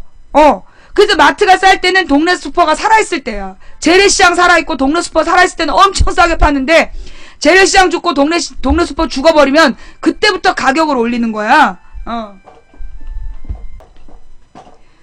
그리고 나서 마트에도 엄청 지출을 하는데, 실제로 그 마트에서 우리가 산 농산물에 실제로 농민들이 가져가는 소득은 마트 농산물 가격의 10%에서 20%야.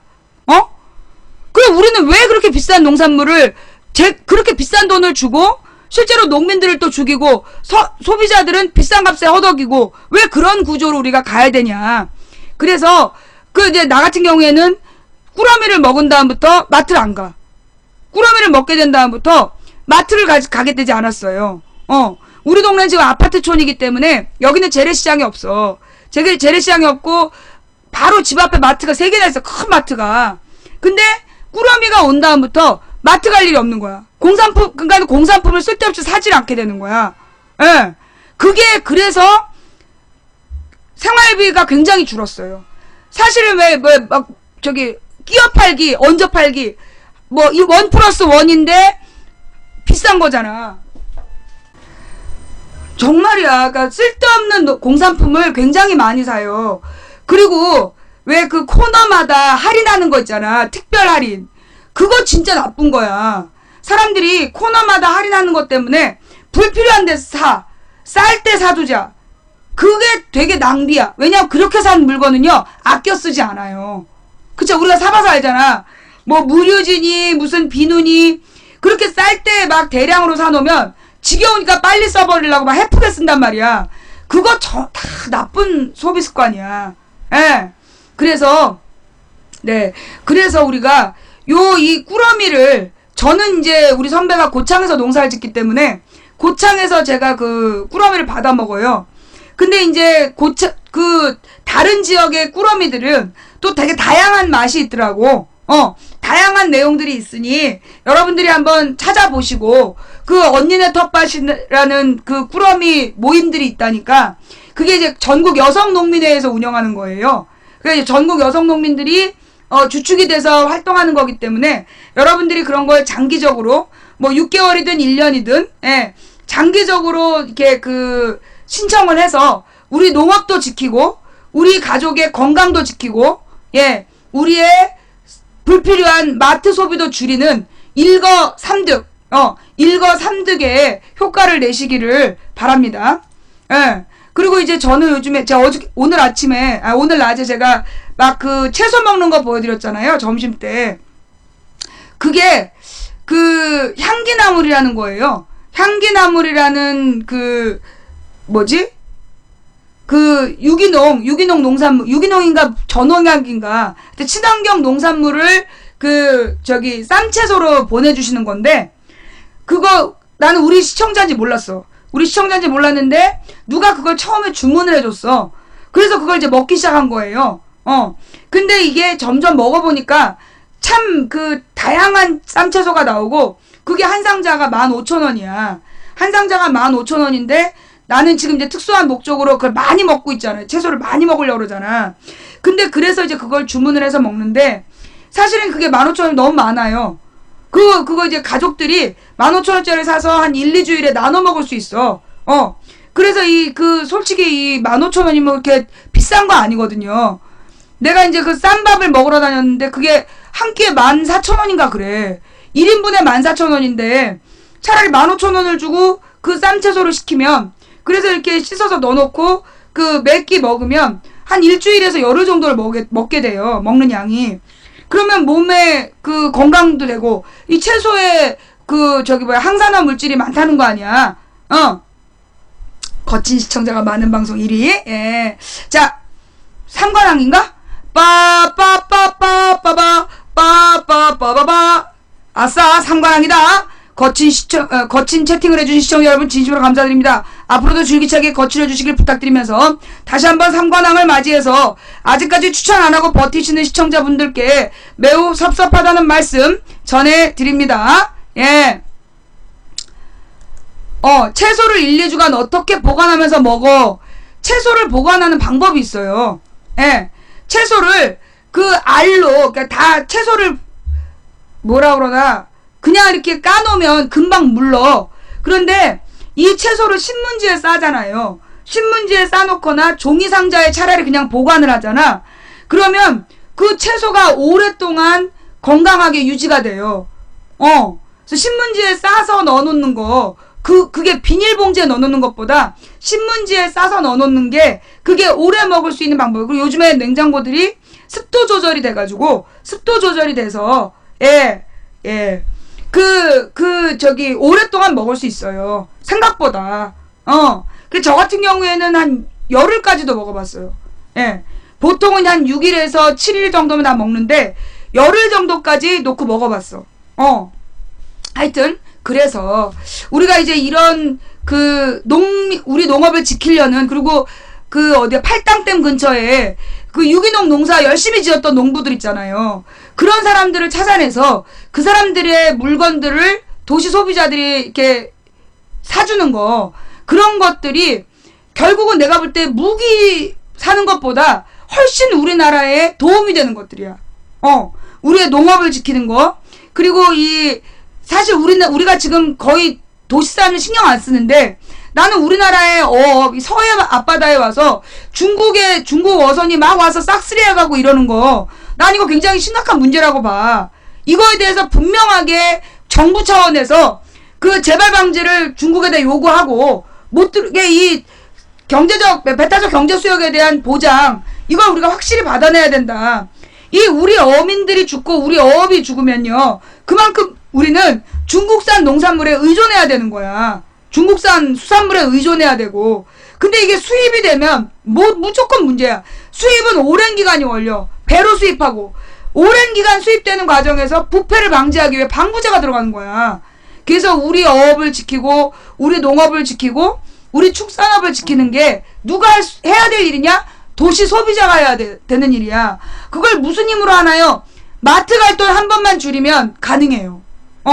우리가 마트에 가서 쓸데없이 사는 그런 공산품들 막 낭비하고, 때때로는요, 내가 옛날에 보니까 우리 집에도 그렇게 쌀 때 막 샀던 공산품이 몇 년치씩 그대로 있는 거야. 있는 줄 모르고 또 사고 막 이래가지고. 그게 다 낭비 아니겠어요? 그래서 우리는 꾸러미가 온 다음부터 마트를 잘 안 가게 되고, 그리고 이제 마트를 가서도 꼭 왜 마트에서 파는 것들이 있어. 그런 거 1개나 2개만 사서 오지. 그래서 이 마트 소비가 줄어들기 때문에요, 경제적으로 훨씬 도움이 돼요. 근데 우리는, 소비자는 경제적으로 도움이 되고, 그 다음에 농민들은 농산물에 대한 제값을 받고 안정적으로 생활이 유지되고, 그러니까 이게 각각 서민들이 윈윈하는 그게 정책이다. 예, 그 얘기 간만에 좀 해드렸어요. 예, 자, 그 다음 이제 오늘의 핫 이슈 첫 번째, 오늘의 핫 이슈 첫 번째. 아니, 왜 농민을 살리자니까 좌좀이래?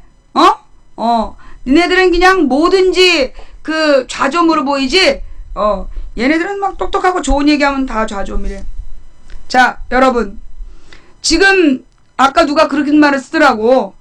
왜 중국의 열병식이 반미지? 내가 사실 오늘까지 일부러 말을 안 했어. 예, 내가 오늘까지 말 안 한 게 있어요. 뭐냐? 중국의 열병식의 의미야. 이게 중국의 열병식을 왜 하는지 모르고 지금 우리나라에서 막 언론들이 호들갑을 떨고 있잖아. 박근혜가 몇 번째 자리에 섰다는 둥, 오른쪽 2번째야, 왼쪽 1번째야, 막 이런 얘기 하고 있잖아, 지금. 그게 중요한 게 아니야. 지금 중국에서, 오늘 박근혜가 참석한 중국 열병식이 뭔 줄 너네 알아? 너네 잘 모르지? 그게 뭐냐 하면, 항일투쟁의 승리만 얘기한 거 아니야. 항일투쟁의 승리만 얘기하는 게 아니라, 그거 사실 한국전쟁 승리를 기념하기 위해서 만든 거야.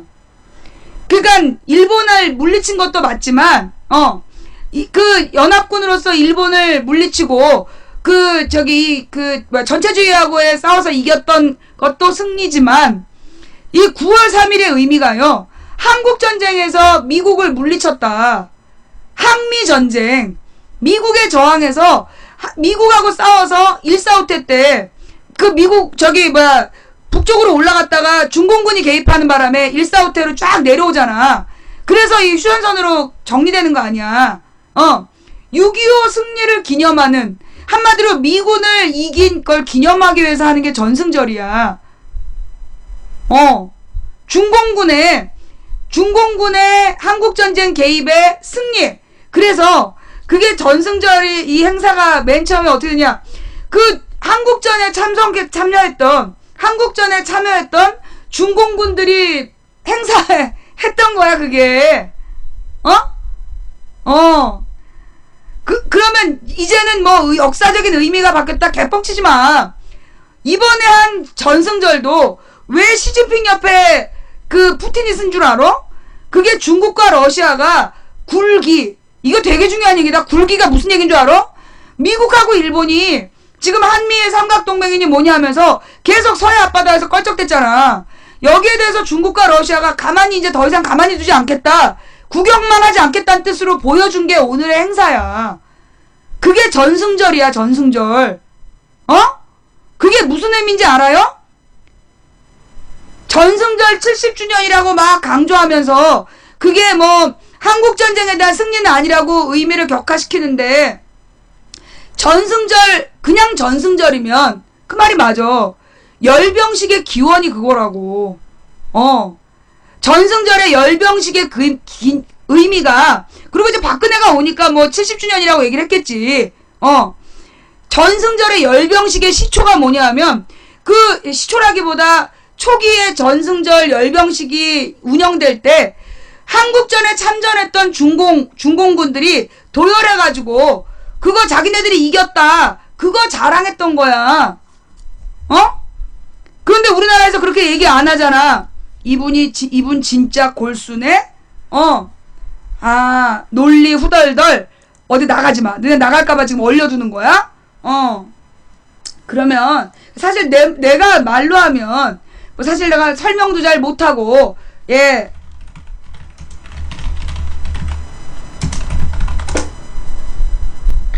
뭐, 기사로 보자고.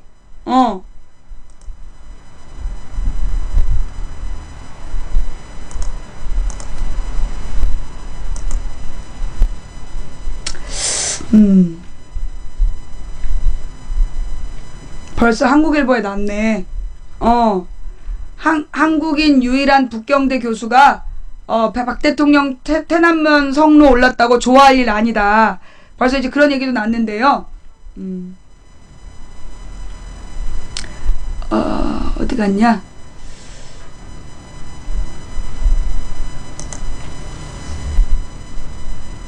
오늘 아침에요? 예, 오늘 아침에 박근혜 대통령이 그 김일성과 같은 대우를 받았다, 그러면서 막 언론이 떠들었어.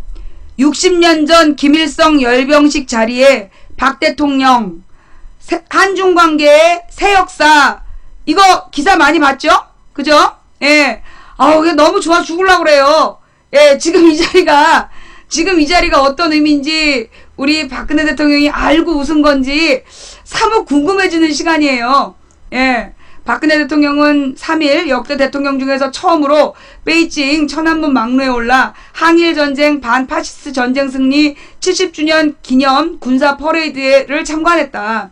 이날 오전 10시부터 1시간 30분간 진행된 전승 70주년 기념대회는 인민해방군 7개 군구, 무장경찰 등 총 12,000명의 열병부대와 40여 종 500개 무기, 20여 종의 항공기, 200대 등이 동원된 대규모 군사 퍼레이드를 펼쳤겠죠. 그죠? 이게 쓸데없는 얘기고. 그런데 여기서 중국의 최신 무기는 공개 안 했대. 미국하고 일본이 보고 있기 때문에. 박 대통령은 이날 열병식에서 천안문 막루에 올라 600여 년 전 1954년 김일성 전 북한 주석이 마오쩌둥 주석과 두더 인민해방군 총사령관과 나란히 중국 건국기념 열병식을 지켜보며 항미 원조의 혈맹국임을 대내외에 과시했던 그 자리를 대신하게 됐다. 이 열병식의 의미가 항미 원조, 이게 무슨 뜻인지 알겠어요?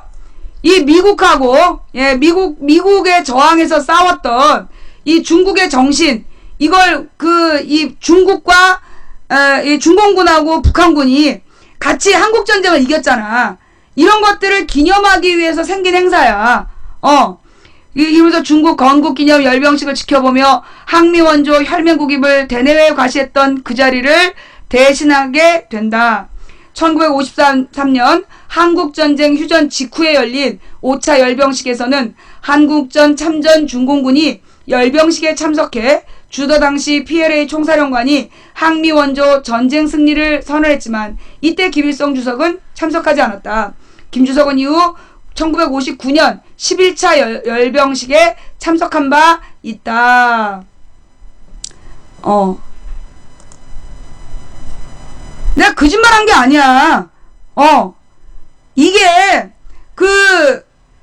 이런 뜻으로 만들어진 게 열병식이야. 중국의 열병식은 그런 의미가 있어. 그러면 그렇게 만들어진 행사에 지금 박근혜가 간 거라고. 뭔 말인지 알아? 그러면 이번에 뭐 항일 파시스트 70주년이니까 의미가 다르다라고 얘기하는데 왜 미국하고 일본이 안 갔을까? 왜 서방 국가들이 안 갔을까? 이번 이 전승절 열병식이요. 어떤 의미냐 하면 한미연합군이 동북아에 와서 계속 무력 시위를 했잖아. 서해바다에서 하는 훈련이 그게 북한을 노린 훈련이 아니야. 중국에 대한 협박 위협성 훈련이었단 말이야. 그게 지금 계속된 거야. 거기에 대해서 이 중국이 드디어 열받아서 일어난 거야. 군사 굴기라고. 예. 이 빨갱이 형 또 잡소리 방송하네. 근데 왜 너는 우리 방 팬이냐? 너는 왜 펜딱지 잘 달고. 아니, 내가 잡소리 한 게 아니라 이거 뉴스에 나온 거야. 뉴스에 나와 있는데 왜 나한테 잡소리 했다 그래. 뻘짓한 거는 박근혜인데 왜 나한테 빨갱이년이라고 그래. 너도 민망하지? 너도 지금 민망하지? 그래서 막 지금 환장하겠지? 그래요? 지금 이번 전승절 이 열병식의 의도가 한미일 연합군의 이 연합 군사작전, 군사훈련 이게 계속됐잖아. 여기에 대해서 항의하는 의미로 여러분 군사 굴기 들어봤어 못 들어봤어 이번에? 이번에 군사 굴기라는 말 들어봤어요 안 들어봤어요? 그런 말 들어봤지? 군사 굴기라는 말 계속 하잖아. 군사 굴기가 무슨 말인지 알아? 군사 굴기라는 말이 무슨 뜻인지 알겠어요?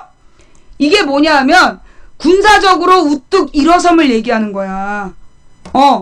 군사적으로 우뚝 일어섬. 한마디로 미국하고 우리는 싸울 마음이 있다. 너네 깝죽대지 마라. 이런 뜻이야.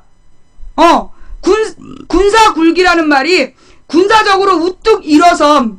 한마디로 이게 그동안에 한 20-30년 동안 열병식을 중국이 안 했어요. 이게 지금 이게 열병식이 20년 만에 열리든가? 그런 거야. 이게 왜 그러냐면 사회주의를 포기했잖아. 냉전체제가 끝나면서 더 이상 이런 군사 무기를 자랑하고 이런 짓이 중단이 된 거야. 그래서 이게 20년 동안 안 했던 거야. 10년마다 했던가? 하여튼 이게 20년 동안, 그러니까 이게 매해 하는 게 아니야. 매해 하는 게 아니야. 초기에는, 옛날에 냉전 초기에는 자주 했어요. 냉전 초기에는 자주 해가지고 1년마다 한 번씩 했던가? 그래서 되게 자주 하는 행사였지만 이게 냉전 체제가 끝난 다음부터는 잘 하지 않는 행사야 이게. 그런데 이번에 왜 했느냐? 그러면서 뭐라고 얘기해서 군사 굴기를 천명했다고. 이게 무슨 얘기냐면 2009년에 했대. 그러니까 2009년에 했대나 모르겠어. 그러면 이게 원래 잘 하지 않는 행사인데 지금 되게 큰 규모로, 아마 이게 최대 규모인가? 굉장히 큰 규모로 이번에 한 이유가 뭐냐? 미국에 대한 반감 표시야. 핵심은 뭐냐 하면 이 열병식의 핵심이 뭐냐 하면 미국에 대한 경고라고. 미국에 대한 경고야. 그래서 여러분 박근혜가 이거 가기 전에 동아일보랑 조선일보랑 싸웠잖아. 그거 알지?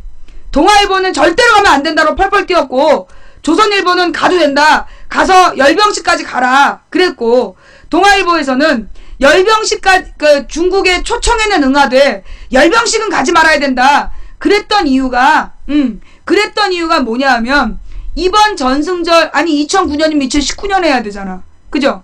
2018년이나 19년 해야 되는데 왜 지금 땡겨서 했겠냐고. 10년마다 하는 행사인데 이걸 왜 땡겨서 했겠냐고. 이게 지금 이번 열병식이요. 보통 의미가 아니야. 보통 의미가 아니라고. 이번에 중국에서 초청한 사람들이 누구냐? 전부 미국하고 사이가 안 좋은 나라야. 왜 박근혜가 왜 시진핑이가 박근혜 옆에 세웠는지 알아? 시진핑 바로 옆에 있어야 언론에 나갈 거 아니야. 세계 언론에다가 야 한국이 내 말 들었다. 그거 보여준 거야.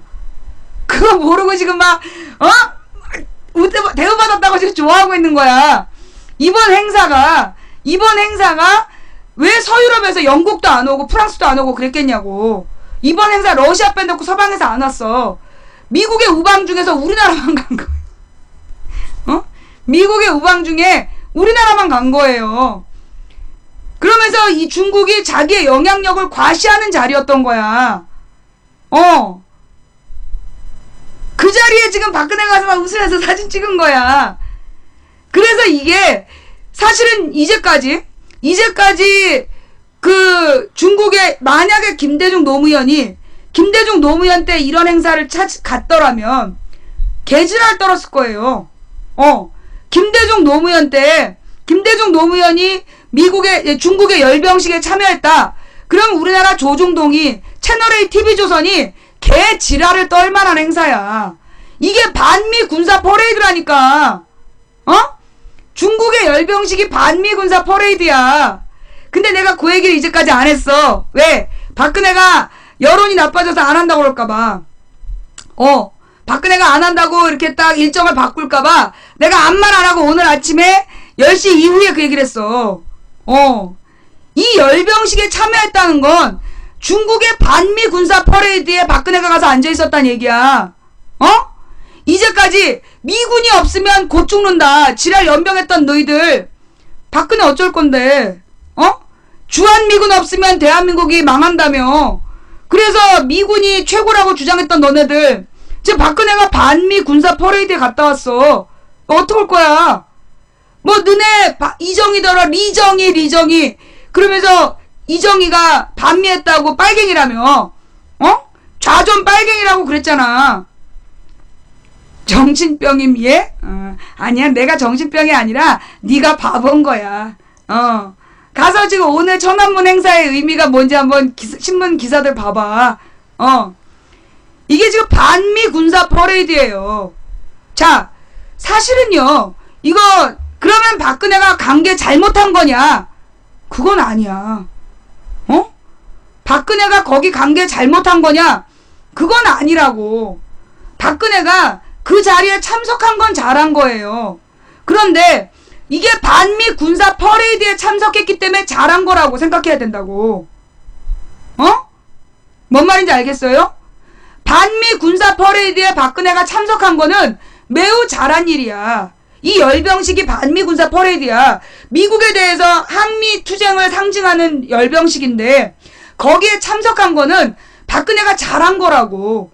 그게 중립외교로서 잘한 짓이에요. 그런데 지금 박근혜가 그 반미 군사 퍼레이드에 참석했기 때문에 잘한 건데 우리나라의 이 꼴통 언론이란 이름의 꼴통 새끼들이 뻘소리 하고 있는 거 아니야. 시진핑한테 극진한 대우를 받았다. 그런 얘기도 있어. 그거 알지? 응? 가만있어 봐. 저기 역대 최상 우호 관계. 예.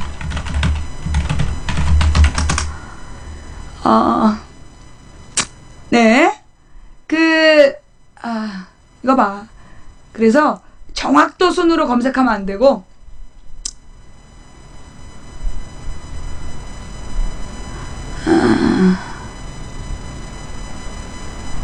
아유, 우리 한겨레 신문은 그냥 전부 뒤로 밀려갖고, 그냥,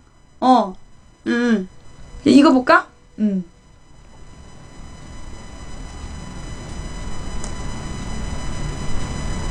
아니.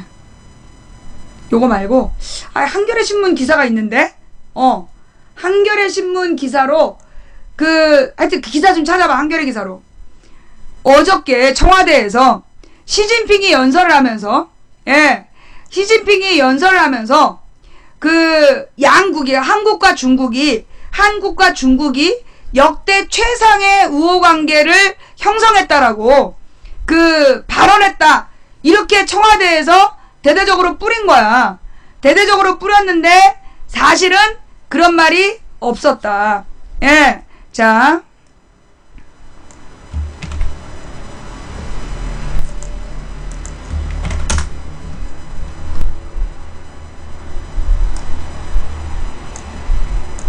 청와대 시진핑 발언 과장된 번역 수정 해프닝. 그러니까 지금 막 박근혜를 똥꼬를 빨고 싶었고 너무나 애쓰다가 굉장히 심각한 외교적 결례를 한 거예요. 이게 무슨 얘기냐? 한중 역대 최상의 우호 관계 등 주요 발언 오역 아니면 의역해. 2일 중국의 베이징에서 열린 한중 정상회담에서 시진핑 중국 국가주석의 모두 발언이 잘못 번역돼 기자단에게 배포되는 해프닝이 벌어졌다. 이날 오후 청와대가 처음 배포한 자료를 보면 시 주석은 한중 양국은 제국주의의 침략과 강점에 맞서 싸웠다. 마침내 두 민족은 목숨 걸고 맞서 싸워 해방을 이뤄냈다고 말했다. 항일운동 경험을 강조하고 한국과 중국이 맞서 일본에 대항해왔다는 역사를 강조한 것이다. 또한 시진핑 주석은 박근혜 대통령과 저의 협력으로 현재 한중 관계는 역대 최상의 우호 관계로 발전했다고 언급한 것으로 나타나 있다. 역대 최상의 우호 관계라는 최상급의 표현은 즉각 언론의 주목을 끌었다. 하지만 이날 오후 늦게 청와대가 배포한 수정 자료를 보면 이런 주요 발언들은 오역이거나 의역의 결과인 것으로 드러났다.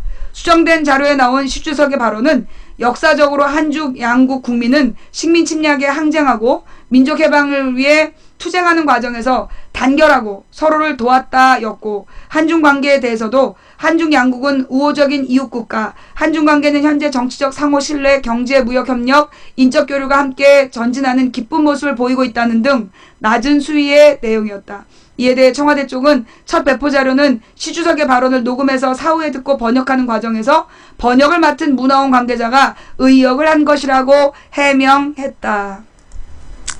의역은 무슨 똥꼬를 빨라고 지나치게 박비아 청가를 부르다가 실수를 한 거지. 이게 왜 문제냐면요. 요거 이 김규환의 눈 한번 들어볼까요?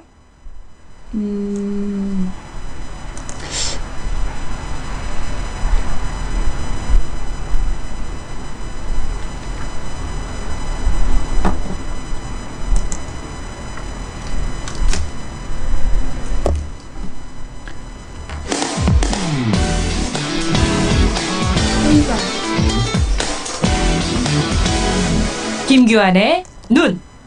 기자의 눈으로 뽑은 오늘 아침 뉴스를 살펴봅니다. 김규환 기자 어서 오세요. 네, 안녕하십니까. 오늘 첫 뉴스, 중국 전승기 열병식의 관전 포인트 3가지를 정하셨군요. 그렇습니다. 먼저 천안문 성루에서는 각국 정상들의 자리입니다. 네. 중국 정부가 열병식에 참석하는 정상급 외빈들 가운데 러시아 푸틴 대통령과 박근혜 대통령의 잠깐만. 소리를 좀 크게 못하나? 에게 최고의 예우를 할 것이라는 보도가 나오고 있잖아요. 네. 시진핑 국가주석의 좌우에 푸틴 대통령과 박근혜 대통령이 자리할 것이라는 얘기가 나오고 있는데요. 한번 지켜보죠. 네. 두 번째는 열병식에 등장하는 중국의 무기입니다. 중국의 군사 굴기를 보여주기 위해서 조기 경보기와 전략 미사일 등 메이드 인 차이나 무기들이 총 동원될 것이라는 말이 나오고 있는데요. 그렇지만 진짜 신무기들은 나오지 않을 것 같습니다. 예. 미국이나 일본이 두 눈 부릅뜨고 쳐다보고 있는데 중국이 바보가 아닌 이상 진짜 비밀 신무기들을 공개할 리가 만무하죠. 끝으로 시진핑 주석이 열병식장에서 어떤 메시지를 날릴 것인가입니다. 네. 이번 열병식 주제가 항일 전쟁 승리 기념이잖아요. 당연히 일본을 향한 메시지가 담길 것 같습니다. 일본의 역사 부정과 군국주의 부활을 견제하는 멘트가 포함될 것으로 보입니다. 네. 아베 총리는 그게 찔려서 전승절에 못 간 거고요. 미국은 중국의 자랑질에 들러리 서기 싫어서 안 간 거니까요. 박근혜 대통령의 오늘 표정이 무엇보다 가장 궁금합니다. 네, 또 박근혜 대통령의 제스처 표정 어느 정도 수준일지도 관심거리인데 주목해봐야겠네요. 네. 자, 다음 또 뉴스 주제는요? 마사지입니다. 예. 어제 박근혜 대통령과 시진핑 주석과의 한중 정상회담이 열리지 않았습니까? 네. 이와 관련해서 어제 한때 대형 오보 사태가 빚어졌습니다. 시진핑 국가주석의 발언이 잘못 번역돼서 기자들에게 전달된 겁니다. 청와대가 한중 정상회담이 끝난 뒤에 시진핑 주석의 발언문을 배포했는데요. 예. 여기에 오늘날 박 대통령과 저의 협력으로 현재 한중 관계는 역대 최상의 우호 관계로 발전했다라는 대목이 있습니다. 예. 시 주석이 한중 관계를 역대 최고라고 평가한 만큼 모든 언론이 큰 의미를 부여해서 대대적으로 보도했습니다. 그러니까요. 예, 그런데 오보였습니다. 네. 사실은 시진핑 주석은 이런 발언을 하지 않았습니다. 발언한 녹음을 풀어보니까요. 한중 양국은 우호적인 이웃국가, 함께 전진하는 기쁜 모습을 보이고 있다라고 말한 게 전부였습니다. 네. 이유는 청와대의 통역과 번역에 문제가 있었습니다. 시진핑 주석의 발언을 의역하면서 오류가 생긴 겁니다. 과거에 이명박 정부 시절에 대통령의 발언을 청와대가 이른바 마사지해서 논란이 일지 않았습니까? 그렇죠. 특히 언론인 출신인 이동관 홍보수석이 대통령의 발언에 정치적 의미를 부여해서 실제와 다르게 제멋대로 소개해서 얼마나 많은 질타를 받았습니까? 예. 외국 정상과의 발언은 함부로 의역하면 안 됩니다. 외교적으로 의미가 완전히 달라질 수 있기 때문입니다. 그렇죠. 마사지 할 게 따로 있죠. 정상회담 발언도 마사지 합니까? 마사지 받으면 항상 시원한 게 아니에요. 마사지 잘못 받으면 오히려 더 아픕니다. 예, 맞습니다. 근데 이 어떤 번역 과정에서 뭐 인턴이 번역한 걸 그대로 또 실어가지고 문제가 됐던 건데 이 예, 정상회담 문화원 직원이었다고 하네요. 예. 이게 굉장히 중요한 핑계지. 내용인데 이렇게 네. 실수가 있었다는지 이해할 수 없네요. 자, 오늘 살펴볼 뉴스 인물 또 누굽니까? 정준영 포스코 전 회장입니다. 말도 많고 탈도 많은 포스코. 아니 뭐 나머지는 들을 필요 없는 얘기고. 자, 내가 볼 때 그래가지고 이제 오늘 아침까지 최고 관심사가 뭐였냐면 박근혜가 시진핑의 어느 쪽에 몇 번째 쓰느냐, 이게 오늘 아침에 아주 난리였어. 그래가지고 그러니까 시진핑의 왼쪽에 쓰는 게, 그러니까 시진핑의 바로 왼쪽, 시진핑의 바로 오른쪽에 누가 쓰느냐, 이걸로 이제 난리가 난 거야. 그러면서 박근혜가 시진핑의 바로 왼쪽에 쓸 거고 푸틴이 시진핑의 바로 오른쪽에 쓸 거다. 근데 왼쪽이 오른쪽보다 높은 자리다. 그런 얘기까지 나왔어요. 아침 뉴스에. 그러면서 박근혜가 푸틴보다도 높은 대접을 받았다. 최고의 대접을 받을 거다. 이런 얘기가 막 나온 거야. 근데 사진에 나온 거 보면 시진핑 옆에 부인 있고 부인 옆이야. 왼쪽 두 번째. 오른쪽 첫 번째보다 낮은 자리가 되는 거야. 그 다음 사진에는 시진핑, 푸틴, 그 다음에 박근혜야. 오른쪽 두 번째. 그러니까 그런 자리 얘기까지 하면서 사실은 박근혜가 어쨌거나 시진핑 근처에 갈 상황이었어요. 왜냐하면 시진핑은 박근혜를 홍보 효과를 톡톡히 노려야 돼. 서방 세계에다가 야, 한국이 니네 말만 듣는 거 아니다. 한국은 우리하고 경제적인 협력 관계를 끊을 수 없기 때문에 박근혜가 내 말 듣는 거 너희들 똑똑히 봐. 그러면서 박근혜를 보여줄 거였기 때문에 시진핑 바로 근처에 쓰는 건 맞았어. 근데 이걸 갖다가 막 대단히 박근혜가 최고의 대우를 받았다는 얘기를 강조하려다 보니까 그 쪽팔리는 이 쪽팔리는 그 사진이 연출된 거 아니야. 그런 말 설레발을 치지 말든가. 근데 어쩌면 박근혜가 더 높은 대우를 받을 만 했는데, 더 가까이 쓸 수 있었는데, 아마 어제 저 오보 때문에 저거 굉장히 큰 외교적 신뢰예요. 저게 역대 관계의 최상이었다, 이런 표현이 우리가 볼 때 별거 아니잖아. 일반 국민이 볼 때 별거 아닌데 사실 중국에서 볼 때는 진짜 화가 나는 일인 거야. 왜냐하면 최상급의 외교에서는 비교급을 함부로 안 써요. 덜하는 표현, 가령 미국보다 중국을 더 좋아한다, 그런 표현 외교적으로 전문가들은 안 써. 그 덜하는 표현, 비교급 자체가 외교적인 그 문제가 될 수 있기 때문에